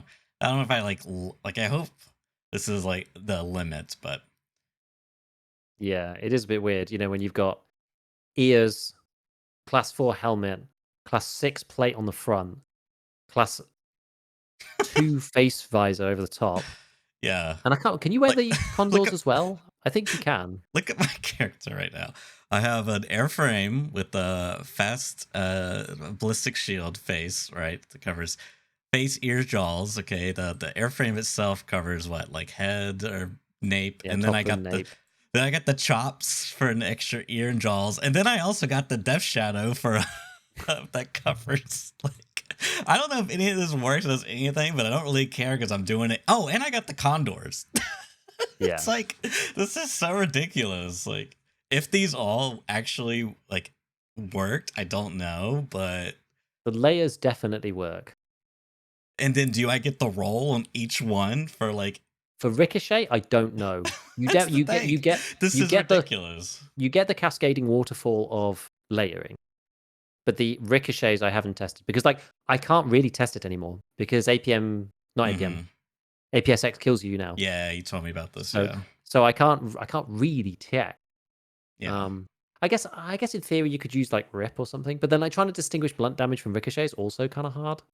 Well, don't they have their own like ricochet values too? So you need something with a Yeah. high ricochet chance, which is like typically not those low pin ones. Like it's I'm not sure, I can't remember now. I I feel don't like you actually know. could test this, but I think we're in the realm of unreasonable. Yeah, we I are. That's think. why I haven't done it. Yeah. That's why I haven't done it because it's just too painful, right? And I don't know Yeah. enough of the underlying mechanics to, like, Right. start in a sensible place. Like, you need to have some understanding of the system to start to, like, design the experiment. But to test it enough just casually to get to the place where you start to go, okay, well, like, I'm starting to see a pattern here. Okay, here's how I'm going to design the test. Like, we're kind of at the point where it's too painful to do that original testing to figure it out. Like, I'm not sure. Like, I've hardly had any ricochets this wipe, to be honest. In general, I would be surprised. I don't know. I'd be surprised if the ricochet like cascades based on what I've tested in the past, but who knows? Who really knows? I think But this is the even thing if it about it. It's like, I was gonna say, even if it didn't, yeah, you're still getting multiple rolls. So if you fail the first check and it's still the same chance on the following check, you know, the fact that you're getting 3 checks is that what you were referring to when you said yeah. I'm cascade? saying I just yeah. I'm not sure if I just don't know if the ricochet chance whether it's just like one roll. I think it's just one roll no Gotcha. matter what. That Mike, if you said to me like just guess, you Okay, have to make a yeah. guess. I could see I know that. that the armor definitely works. So if you shoot somebody with PST, if I shot you now, actually that doesn't really work. If I shot you with what's a good bullet? What's 30 pen exactly? Like AP 6.3. If I shot you with AP 6.3, it would be like an 80%, like 85% chance to go through the visor, but then it would lose some damage, and then it would roll against the death shadow, and then it would lose more damage, and then it would roll against and pen, mind the damage and pen. They both go down, and then it would roll against the condors. So against things in Hmm. like the 30 pen region, things you need to be in the regime where the first piece of armor is actually going to do some reducing. This is part of the issue with it. This is why it's not that good because anything above, say, 30, well, anything above 40 pence, certainly. If the bullet, and we talked about this like on previous cast, right? Like if the bullet coming in is 10 higher, like 10 Yes. pen higher than the very first piece of armor, and all of the subsequent pieces of armor are lower, you're not going to get any reduction, and it's just going to sell straight through every piece Hmm. from a regular pen perspective, at least. Yeah. But if you're going to put a gun to my head and say you have to guess what BSG have done on Ricochet, based on what I've tested previously, like it just averaged the Ricochet values of all the different things and didn't roll multiple times. That was how it worked. But that was before they fixed layering. So it's like hard. It's hard to know. It doesn't matter most of the time, and I'm not going to test it. So, so who knows? But Yeah. long story short, it is quite painful. Like it doesn't. It only matters for certain subsets of bullets, but it is quite painful that the crappy stuff you start with like won't go through things like the Death Shadow really, or like the layering works quite well against like new players or whatever. I wonder what the limit actually is. I mean, you're wearing like a bit of like people don't normally wear the fast face shield. In fairness, people normally only wear like Death Shadow and the glasses. Yeah, I would yeah. say. People don't usually wear what I'm wearing. I'm going quite extreme. Yeah, I don't think anybody really wears. I don't Nope. think anybody really wears those ones anymore. People just hate those visors. If Yeah. they're gonna do that, then they wear the CQCM. In But I my mean, it's just experience. for me, it's just like so comical because like my jaws. Let me see. Yeah, I guess my jaws has like my jaws and ears has like triple layering. My eyes has triple layering as well. Yeah. Oh no, excuse me. My jaws has. Oh yeah.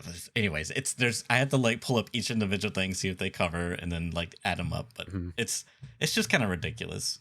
I feel like. Yeah. See, this is the thing. Um. Death Shadow plus Condors, you're still like it's still like what was it? You're a oops. Yeah, it's an 85% chance to go through, even with Mhm. PST with 20 pen. It only works if you're doing what you've done with the fast face shield Yeah. with Well, the because class normally the 3. facial will stop it 9 times out of 10. Yeah, with PST. Yeah, it will do for that. And Yeah. then Condor. If you do the triple layer with PST, that Mhm. will do. Yeah, I mean that's the thing. The first layer is like 9% Yeah. because it's class 3. Yeah. So then it's 18%. So that's like 2% overall, and then it's Mhm. 59%. So yeah, it's like a 1% chance to go through that 3 layer. Yeah. That's PST. If you up that to like AP 6.3, then it's 88%, which then drops to 82%, which then drops to 91%. No, I've done that wrong. I took the wrong stage of the calculation. Whoops. Cool. My favorite one the other day was I calculated. I was like calculating on the fly Tagilla's health and the number of shots it would kill him, like while I was in factory. Like we could hear Tagilla, I'd killed the 2 players, and I was like, should we go kill Tagilla? I was like, I had the rip vector. I was like, how many shots is this to kill? Like, can someone pull up the wiki and tell me how much HP he has? I was just like, do the calculation, like, how many shots is it going to take? Like live in raid. It's quite fun. Yeah, it's just 80% chance to pen versus like 88% if you just wore the fast face shield on its own. So it's not that much of a difference.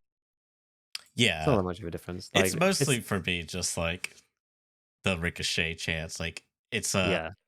like, and it's just a late game thing. But I just find it like there's a short um of that I did some time ago for Arrowing with he tanked the SNB round to his condors. Mm-hmm. He got the ricochet chance, which is just like so insane to me. It's like, oh my god, like that would like the other person would have no way of knowing except for maybe the fact I don't know, maybe I don't know, maybe they would know. It's like I swear I shot that guy right in the face. It's like, oh, I just got Tarkov. It's like yes, but no. Well, actually, yes. Yeah. Yep. Yep. Yep. Yep. It's wild. It is wild. I wonder if it works against match FMJ. Yes, it starts to be effective against things in like the 25 pen Yeah, that region sounds about right. Yeah. because it goes from like you 38% of the time it'll kill you with the fast face shield on, but if you have the Hmm. full layer because it's in that range that we talked about before, it's like it can waterfall down and Yeah, each yeah. layer gets damage Because reduction. it literally goes 3, 2, 1. Exactly. Yeah. And so if it's too high to start with, it gets a bit reduced, but then for the second layer, it's not low enough. It needs to Hmm. get like the first layer needs to reduce it enough for the second layer to work. And so you get to this like Like the ammo like works, it works, it works, it works, and then it suddenly doesn't. Yeah. Because it just hits this threshold where the second layer can catch it, and then the second layer pulls it down so the third layer catches it too. Like it like it gets fed into the the machine of just like it working. So you go from a 39% chance to kill somebody wearing this combination with the FMJ, match FMJ for the UMP or the Vector 45, that is. And it goes, if you wear the full layer with the 2 and the 1 underneath, it goes down to 12%. But it's That's really niche and they're really low level bullets. So yeah, it only affects yeah, like 3 yeah, people yeah. and scavs. I don't know, man. It's interesting stuff. Mm-hmm. It was fun to play with something different at least. And it worked really, really, as I said, I was against low level people, but like I did not die all stream, which was insane. Yeah, it's just like it's almost like a high level round, because it's like you got to play a particular way, and like it's economically probably pretty decent, I would say. I Depending on don't which one you know. use. Yeah. I guess Depending I on guess which you use. the gun itself is kind of expensive. You're talking about the Vector 45 especially. The Vector was expensive. The P90 was like kind of in the middle. Yeah. The MP155 was dirt cheap, so that one was super, super cheap. The SR2M was really cheap. PE is really cheap as well for the SR2M. But I guess the offset is you presumably get their armor if you succeed and don't die. Yeah. Which is like pretty good, and it's like in full condition. I don't know how much And I armor was is like wearing white, high-end but armor, right? I was wearing high-end armor against yeah, people without like good bullets. So this is the thing. It's like it comes with a bunch of caveats. Like I don't know. you will. I don't know. It's just like I feel that now if you're going to fight against me, my like standard loadout. I mean, against me, you want to shoot me in the neck because I don't wear neck armor. But I don't know. It's one of those things. It's like you probably have the best chance against me Mm-hmm. with the Kedda. Like I can't think of anything else that you're going to be more likely to win with. I mean, you could shoot me in the face too, actually, because I don't really wear. I wear the Death Shadow one, so you could kill me with like. You could kill me with PST, I guess. Like the best bet's probably to run like an MPX or an MP5 or something, just try and shoot me in the face. It's probably the best answer. But the Kedda will work on everybody for sure, and you get their armor as you say. You get to take that pristine out of the raid. Because that's half the issue is that 50% of the time I'm wearing a Bastion with a class 6 plate on my forehead. Mm-hmm. So you literally have to shoot me like in the class 2 with class Yeah. 1 underneath area. If you hit Yeah. anywhere here, it just literally bounces off. I had a fight on Woods and I was using, I can't remember even actually, the spear, but he had, what did he shoot me with? I think he shot me with BS. No, he shot me with BCP FMJ.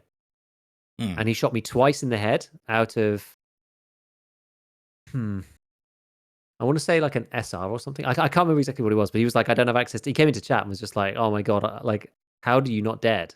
Like, I Yeah. shot you twice in the head. And I Yeah. was like, you bounced off the Bastion plate twice with BCP FMJ. And he was like, oh my God, dude, like, I can't buy M80. And I was like, that wouldn't have helped. Like, it's like class 6 forehead. Like, you need M61. Like, you're not going to beat that with M62. Yeah, it's kind of frustrating. I don't know. Yeah. I mean, I don't have to like run into this a lot because I'm, usually speed running, quote unquote. So, but it is. I think just like as a final thought from me is I like I would almost like for the ammos to be more diverse in terms of what they do. Like one idea I was having is like you let's say flesh ammo, it's like basically the same, but for like armor piercing ammo, it's like kind of more built like set up to where it destroys armor more, not necessarily like pinning the armor and damaging. Like that's not the emphasis. The emphasis is like breaking down their armor. And then maybe there's like another one that's like, you know, causes a lot of bleeding or something. And it's like maybe there's one that like causes a suppression effect, like tracers or something. Um, something that's like because COD kind of has some of this with their like weapon modding. Like some of the ammos, there's one that like increases flinching, which is like a mechanic where you're basically like aim punch in Tarkov. So like Yeah. it increases that, which is like good against snipers, people using like snipers, because then suddenly they get hit and it's like, oh, I can't see, I have a lot moss target. There's one that like if you hit their legs, it slows. There's like they have a lot there. But Hmm. point being is I would like to see something like that because for me, one of my favorite all-time Tarkov memories from early on was we were playing the wipe, me and my friend, and I got in a he was doing his Punisher 6 and we went interchange because interchange was the jam back in the day. Even now still, but point being, I was like, okay, I'm gonna help you because we were like questing together and I think I just had to do like pack-a kills with a crappy helmet or something. So I was Hmm. like, I'll just bring this M4, slap an ACOG. Like it was like basically a stock M4, or maybe it was even an ADAR, and it had like I didn't even take off the handle rail. I just slapped the ACOG on top of that, right? Yep. And I put War Mage in it, right? And I probably just told this story before, but it's my favorite, so I have to tell it again. And we were outside. I think we were kind of near the Emercom area, pathing towards like what would be Power, I think. Yeah. Yeah. And I saw someone running in the garage area, and I was like, oh, his name was Wacky. I was like, Wacky, they're in the garage, and it was a whole squad of them. So like, what I did is I just planked them until their legs were broken. So I was like basically a support role, like essentially breaking their legs, and then he Yeah. was just like taking them out with the SVD, and it was like so satisfying for me. Even like I don't know, it was just like yeah. And whereas like I mean, realistically, they probably should have been painkillers. But anyways, having more stuff like that in the game for me was just like I don't know. I can't really put the words how satisfying that was. Maybe it was just me and my little own brain just being like, "Oh, I get to help someone and I'm useful." you know. It's certainly fun to have different things to do. Like I know, Abney's got like a whole video about that on streets, like leaning out the window and shooting player scavs in the leg and just watching them all like hobbling about. Yeah. Which is like it's a hilarious video. But again, it's just like doing something a bit different, like off meta, but like especially if you got a pair, right? You're like, oh, I'm gonna shoot them so they stop moving, and then the other guy's gonna like clean up. Like it's quite interesting. It's quite interesting as a Yeah. combo. Or even like as a solo, what if they had like, if there was a round that like had terrible damage, terrible pin, but it had like crazy bleed properties. So the strategy was like you shoot them and run away. And like you basically deplete them of their healing resource until they die. That was like the strategy. I mean, it sounds like extremely gimmicky, but like I don't know, it's like something You kind like of you get shredded out of nowhere. The guy just disappears, and you're left with like 6 heavy bleeds, and you can't heal them all fast enough. It's like death from 1,000 paper cuts. You just shooting paper airplanes. What else could maybe there's one. I don't know. Yeah, I think they talked. The podcast has talked about this in the past, probably a long time ago. But having like high velocity ammo that does more damage at range, hmm. so it's like leaning into like a, maybe it does less damage up close. So it's like you want to put it in like a, it's just something to like kind of like make the diversity a bit more than can I beat the binary armor system? Yes or no? Yeah, No. Okay, shoot the legs. It's just like it's okay. yeah, yeah. The only ammo that's like really good now is like basically M61, but it's locked behind. You can craft it, but it's locked behind trophies. Yeah, which is that level 55 dog tag. 55. You need level Yeah. 50 players. You're level 55. You get the quest. Mm, You have to kill level 50 players.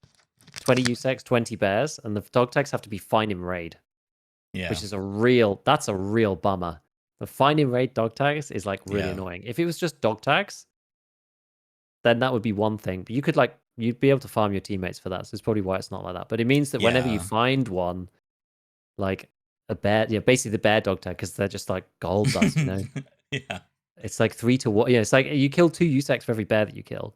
So when you find a level 50 plus bear dog tag, it's like you just need to leave immediately because you have to find Mm, 20. So you're probably like by the time you've got 20 bear dog tags, you've probably killed 40 USEC PMCs of level 50 plus, right? And you have to leave. It's like there's so many conditions on the quest. Like they have to be above level 50. They have to be the specific faction, which is like the rarer of the 2 factions. Then you have to leave and survive with the dog tag. Like it's hard. I've got 9 bear I think, or 10, something like that. I'm like halfway through the bear tags, and like I'm 19 out of 20 on the USEX. I'm not even worried about USEX. I've literally got one more to do. But if I find a bear dog tag, it's like suddenly the game gets like super serious. We're surviving at all costs, you know? It's Yeah, like it's like the most valuable item in the whole game right now. for sure. It's a level 50 bear dog tag. Like, it's crazy. I had one on factory, and I was like, we are leaving immediately, chat. Like, none of the other bodies are getting searched. Like, we're just leaving the server. Like, it doesn't matter what gear they have. Like, the slow incremental progress towards the ability to buy M61. Because, like, can you imagine how much of a power spike that is to be able to use M61 in an MDR? Like, Well, that's you can craft it with that, right? Is that just a yes, crafting? Yeah. yep, just a craft. So yeah, you only get like 80 every like couple of hours or something. But even still, like it's massive to be able to top load Yeah. M61. 'Cause You know, when everybody else is like 5-shotting, as we were saying before with the armor system, everyone else is 5-shotting with right. M62, hybrid, whatever. You're just gonna two punch people. Yeah. You're If effectively ignoring any just and ignore the all armor system. armor. Yeah, it just makes the You unless you're have like shooting at removed. really long ranges, like it's you just remove the armor system from the game, and then Yeah. it makes the MDR just like clearly the best gun in the whole game. Yeah. I Like mean, it's probably it's kind of pretty like it's up there expensive. anyway, but like the ruble cost is like whatever, right? No one cares about that. Doesn't even Yeah. matter. This point, yeah. I Yeah, mean, but like you yeah. could argue that like is the MDR or the spear better? You know, which one? Like, which one do we prefer? Like, it kind of depends. Like, MDR Mm. with M62, the spear with hybrids. Like, one fires faster. Like, one is a bit more, a bit more there. So I think the spear is arguably better, but Once you put it's M61 into the what's equation. Redskins wanted. There's no contest, right? There's just Yeah. no contest. The MDR just suddenly goes from like here to like up here. It's like Yeah. whoa, it's like way better. Like, who cares about the slightly slower fire rate when they die in 2 hits? Like, it's Mm-hmm. insane. It's insane. So yeah, it's mad. So slowly work towards that. At this rate, it looks like who knows whether we'll even get there by the time the wipe happens. I But mean, like a month, honestly, 10 better probably attacks. I a don't know. good thing. Like, I kind of like how they did that, just because M61 is very good. So I think it's probably for the best. Yeah, Yeah, it's gonna suck when the 0.2% of the time you run into Giga Chad TTV underscore whatever, and he's got level 69 in MDR with you know he 8 was going to kill mags you of anyway, right? M61. Yeah, exactly. It's like he was gonna kill you anyway. So, And if you but do I manage think to it's for catch the them by surprise, best. then maybe you can get M61 from them. So it's Maybe. like the big. You go, whoa, it's the big come up. So kind of maybe not too bad. Yeah. Plus, a lot of that stuff now is like you get it in raid more, like Mm. M993. Like I saved up a bunch of that for the sniping quest line that I had to do. I don't remember which one, but was it was it Shooterborn? There's another one. Anyway, it Either doesn't Shooter matter. Born or Tarkov Shooter, one or the other, Yeah. or like Psycho Tarkov Snipers. Shooter, that was it. Yeah, and Tarkov, and yeah, because I knew it's like, man, I want this thing to hit them and kill them in the head when I need it to. I do not want Yeah. to leave it up to chance or got to hit the precise face hitbox Mhm. when the target's moving, and I got to calculate for bullet drop, and then them stuttering as the server's loading. Yeah, exactly. Like I used M993 for the similar thing, I think. Yeah. Just like, yeah. I used a bit of it for trying to do the Zabralo quest because everyone was running like class 6. So I was like, okay, we'll use M93 for this in an MDR, and then otherwise it's like, yeah, bolting just to ensure that you get the kill. Hmm. Mm. Yeah. So before we wrap up, guess I'll talk a bit about my adventures in mod authoring. I'm working on a mod. I hadn't worked on it in some time. I was like, man, I really want to do this. I've been thinking about it a lot. So my thought process is I want to import. So the first thing I'm doing is importing the data, um, like all the weapon part statistics, because it is essentially a mod for a mod, or like an add-on for the realism mod. And it's the coining it like the economy overhaul for realism or something like this. And because base realism doesn't really do anything directly, there's like some minor things, like you can like toggle on and off, like having trader prices fluctuate slightly, or having the trader um loyalty level for like a certain part or a thing on the that they're selling be a chance for it per reset to like drop a tier or go up a tier, stuff like that. pretty minor, but because of the way the mod works, some things are just like heavily changed in terms Yeah. of like attachments and stuff, and it doesn't really account for that in terms of like balancing for the trader. So I was like, man, this is like something I really like to do. And so having a play about with um different modding stuff felt like a little bit more comfortable. So I've taken a look into it, and it's like definitely a lot more intensive because you have to have like three different like TypeScript file, um, a JSON file, and a mod file, which I'm guessing the mod file is specifically for SBT. I don't know. But these files are like essentially for what's called like server side mods, which would Mhm. in this case affect the traders. They're really Yeah. not server side, but for the sake of this example, they are. So, anyways, how I was gonna do just to like here's a this is a JSON file of the foregrips templates for the realism mod, and it's like there's a lot of stuff in here. But you got these like weird looking, oh, what's all these strings of stuff? It's like the weapon parts names, and there's a lot of stuff in here. Some of it's like added on, whatever. But I was like, man, I want to like set this up to where I can like much properly like look at it from like a bigger picture, because like looking at this individually and like trying to be like, okay, this one's got -2, what trader it's on, because yeah, there's just like it's just a lot of moving parts with Yeah. this stuff. I mean, the how they do the modding stuff, it's just like even there's like a lot of similarities of like different coding languages. Like it seems like there's a lot of like if statements, like, and you define stuff and set up functions. Like it's kind of interesting, and it all seems like kind of similar across different aspects. Like I was long story short, I was trying to see if I could import this JSON file, which essentially is just like one big like data file, like a date, like a storage. Like it's just storing information. It's like, okay, this, what is this? BMC Gunfighter Mod 3 has this information associated with it, and it was list like item ID is this, name is this, mod type this, vertical recoil -2, etc., etc. And then the different thing will reference this file, right? And use Yeah. that. So I want to take this data and import it into Excel, but I don't want, or like Google Sheets, but I don't want to sit here and do manual data entry because that's a pain, right? Like, it's just a lot. And so I was looking on the web and like GitHub, especially for how, ways to solve my issue. And there was like a user script that you can apparently do with Google Sheets and like probably other Google applications, but you can like essentially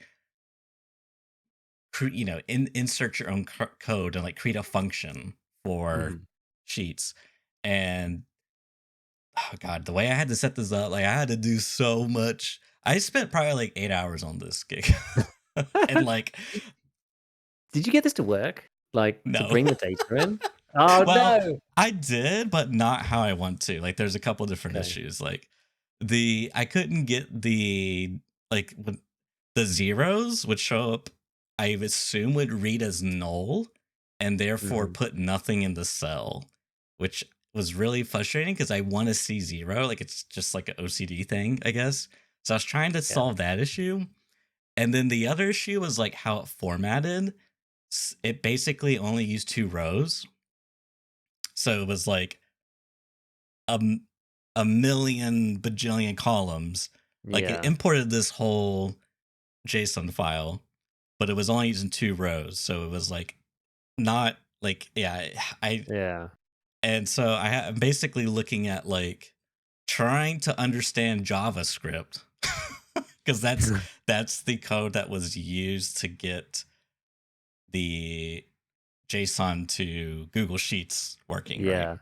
Yeah. So I'm like deciphering that, look, Google searching stuff, and I'm just like, I'm like, have a headache. I'm, 6 hours ago, I already had a headache. Now it's like 2 hours later, and I'm just like so like zapped, and I haven't made that much progress, but like I'm so fixated on wanting to solve this. And yeah, but the plan is to like get it working and how I want it to, and have it like nice and organized, and then I can just like set up. What I want to do is like I want to do like weights and like create my own little personal weights. Like I've never done anything like this before, and like I've heard, for example, not Jay Sawyer, that's the name. What's his name? Whatever.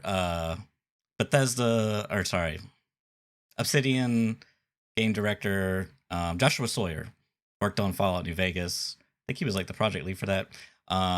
Someone asked him about like, hey, how'd you do about weapon balancing for Fallout New Vegas? And his response was, yeah, it's mostly vibes based, which is like pretty hilarious. I mean, I think he later expanded on that because some articles took it and like ran with it. Yeah. But he was like, no, we did like have some like data set that we worked with, but it was largely like, I'm just gonna guess with this and play around a bit. Which my approach is like, I want to be very like methodical with it. I want to like set up my own weights and then have it like basically like a star system. Like how well balanced is this or not as it stands currently, and then try to tweak it from there. I'm intrigued. If you can get like not necessarily for the mod, if you can get like JSON parsing working properly, I'd be very interested because I've actually tried to solve this problem before myself. Oh, and have it's you? and it's Interesting. not very easy because I'm a spreadsheet person and I'm not really a coding person. And the issue with JSON is that it's very unstructured, as you've seen, right? It's like you Yeah. can any I guess they're objects or whatever. Like I don't know what the correct Yeah, I think you're right. nomenclature is, but every entry can Mhm. have like it can basically be assigned like any property from within the system. So it's like it's good for something like EFT because yeah, like each foregrip has got like its set of like unique things. But like some of them, like where I've run into this in the past was like trying to do stuff because like yeah, I've seen some of these things before, but just to try and like organize stuff and like I've run into it with like trying to like organize like rigs versus armored rigs, but armored rigs like they have all these other parameters because they specify like how many pockets they have, like whether like what's compatible or not compatible, so they're not necessarily the same as like normal armor.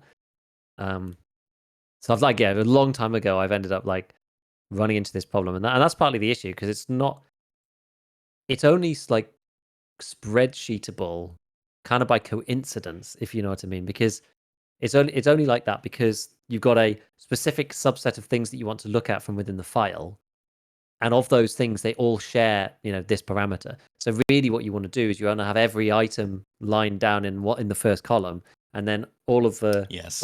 sorry, each row, and then each column you want it to have like all the parameters assigned with that particular like object, and then Yes. it tabulate it, right? But like I would have thought this was a lot easier than it seems to be. There wasn't like a super straightforward way of doing it.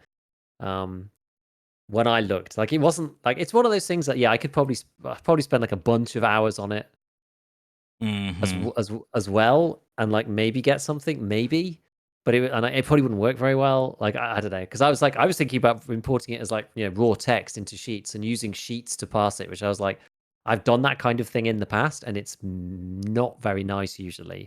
Like you can just about do it, but it usually takes a lot of time. It depends on what it is that you're trying to work with, and like also bearing in mind I have like 10 years professional experience with Excel, so even then it's like not necessarily that easy. Um, and I've done a lot of hacking around of data in Excel, and well, Google Sheets is basically the same. But I've done a lot of that kind of stuff. I've made monster spreadsheets before that would they'd impress your your upstanding Factorio player. So Was it color coded as well? oh, of course. Yeah, see, Of course. that's the one thing I'm looking forward to is color coding. In certain areas, they're color coded systematically, in ways it's just Yeah. like orange is a manual input in case of like, backup. If something falls over, you've got it like coded in places. Just like if this box is null, it does nothing. But if it is populated, then it overrides the automated figures. and then like checks for this and that and the other. Like I'm a big fan of checkers. It's like, how many lines are there here? How many lines are there here? Are these lines within these two sections of the spreadsheet the same? So are you referencing all of the data correctly everywhere?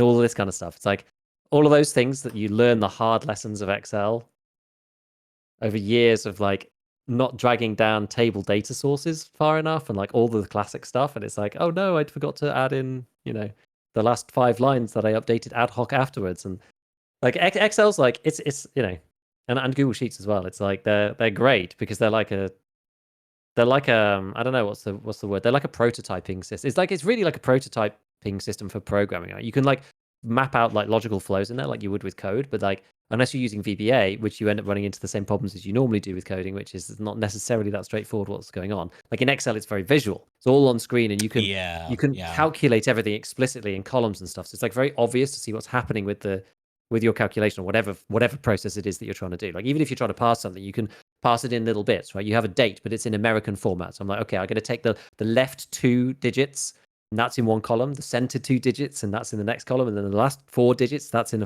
another column, and then I'm going to reorient them, and I'm going to go this, and I'm going to add a slash, and then this one, and then add a slash, and then this one, and then you put it into like British format without having to do anything, because like Excel could be weird about that, and like you import the wrong type of data and it all screws up. It's like, especially if it comes in as text. So it's like, yeah, I don't know. I love Excel. You can probably tell. I enjoy it. It's like, Excel and Factorio are very similar in many ways, right? And I kind of enjoy both for what they are. It's like, and also I enjoy the process of becoming good at stuff like that. It's like once you know the pitfalls, and you're like, you see someone's like, oh, can you like help me out with this thing? And I'm just like, you have fallen into the classic pitfall. This is the, you've done it this way, and it's like, I've done it that way before, and it's just not, that's not the way to do it. It's like it's interesting. I'm kind of worried. I haven't felt like I kind of like I had that experience, and then I was just like, I'm kind of done for now. I feel like I've been explicitly putting off because of how like sucked in I got. I mean, plus Adderall was probably also a contributing factor, but yeah, I don't know. The other thing was like because so the repository or like the GitHub for what I was using, or maybe it's I can't remember.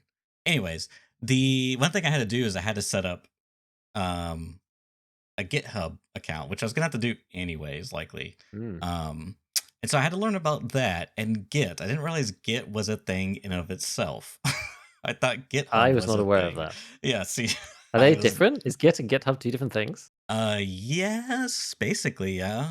I think like GitHub is like that's the website. It's like a service. Yeah, I guess it's like a service that's free, so to speak. Whereas like Git, I guess is more like a methodology or a way to like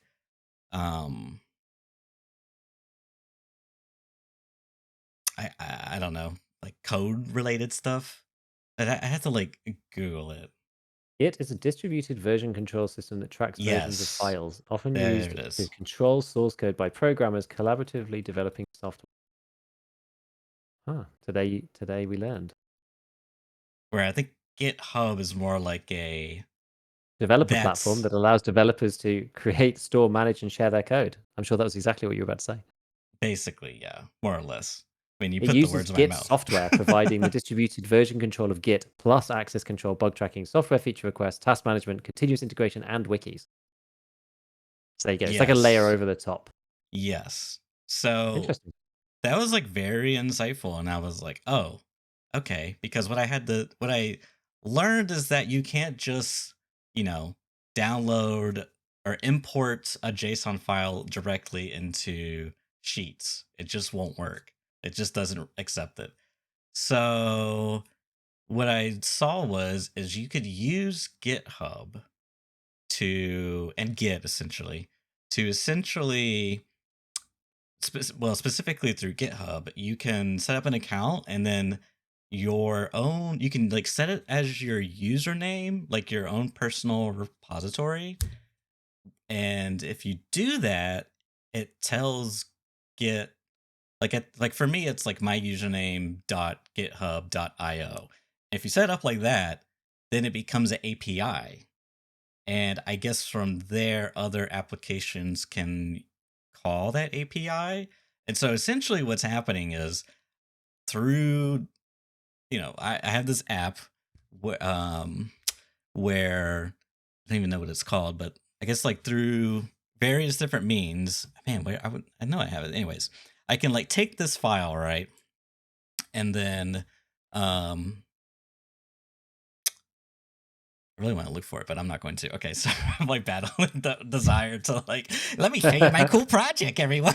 So I can take it, send it to like sync it with the GitHub through this like program, right? And it's like a version control. Like it's actually a folder on my PC. I can edit and then be like sync with the cloud, quote unquote, and it's like go into GitHub and now it's there. And then because it's on GitHub and through like this API, then I can like take this Excel, code or whatever. This like user, someone, made again on GitHub this code essentially that you can import, or sorry, use it into Sheets, and it will. Then you just gotta like set up the URL to like tell it to fetch the GitHub API, and then it like rips the file information, and boom, it's in there, but it's not formatted. I gotta like, I don't know, I gotta like figure that out. Mostly just me looking around on GitHub for someone to solve my solution, because I'll be damned if I know. Like, I was like, let me just delete this line of code here and see if it works. And it's like, error, blah, blah, blah, does not have a function defined. I was like, frick. That didn't work. I'm sure all the coding people are just listening to this conversation, just like face palming, like, oh man, like it's like the new player experience in Tarkov with the programming. Yes. It's like, oh, you poor Timmy. You poor Timmy. You'll learn. And it's super overwhelming, and there's too much to look at. So much, dude. But it's like it's kind of tickling the brain. I mean, but we'll see. I might have to get to a point where, because right now I like through someone else's like, because a lot of it is like GitHub is like a lot of like open source stuff. Like I think it essentially is open source. Anyone can just take your repository if it's public and then clone it. So like essentially download it and like copy it both to your desktop and to GitHub, and then create your own modifications to it, and make your own sort of like branch, if you will. Yeah. And someone did that for this import JSON I was working on, and they did like some fixes. Like one of the issues was because of how JSON works, as you said, it's like an object that has like defines a bunch of things. It would attach the object to every definition. So it was like constantly referencing its own, like instead of it saying, in like the first, instead of it saying like in the first cell, it would be like name. And then below that, it would say what its name was. It was like string of numbers and then name, because the string of numbers is like the name of the entire object. So it's like for everyone. So I had to find code to fix that, but now it's not showing zeros. And it's also only pulling one entry, and it's the last entry of the entire JSON file. I don't know why that wasn't the case previously. It's so much fun, Giga. Everyone should totally get into it. Yeah, as I said, I looked at this for about like 15 minutes and was just like, yeah, I'm not gonna do that. Yeah. I didn't even look for any code or anything. I was just like, I tried to do it myself very quickly. I was just like, I'm not skilled enough for this, so okay. Yeah. Like back when I was like, coding scientific stuff at university, like maybe I could have done it in like MATLAB or something, but not anymore. That was many years ago. So it's all fallen out and it's been replaced with ammo charts instead. Useful things like the bullet penetration of every round in the game. That's cool though. Spreadsheets. It is cool. Love a bit of spreadsheets. Yeah. Well, I hope it works eventually. Yeah, I'll keep you posted. Tune in next week to find out what other 8-hour time sink I invest myself into. Next time on Sheet Talk, Yeah.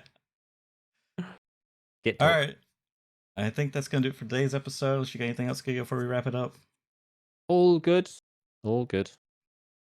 All right. Again, thanks for tuning in, everyone. Shoutouts to Lethal Gaming Gear for the sponsorship, and we will see you all next week. Bye-bye.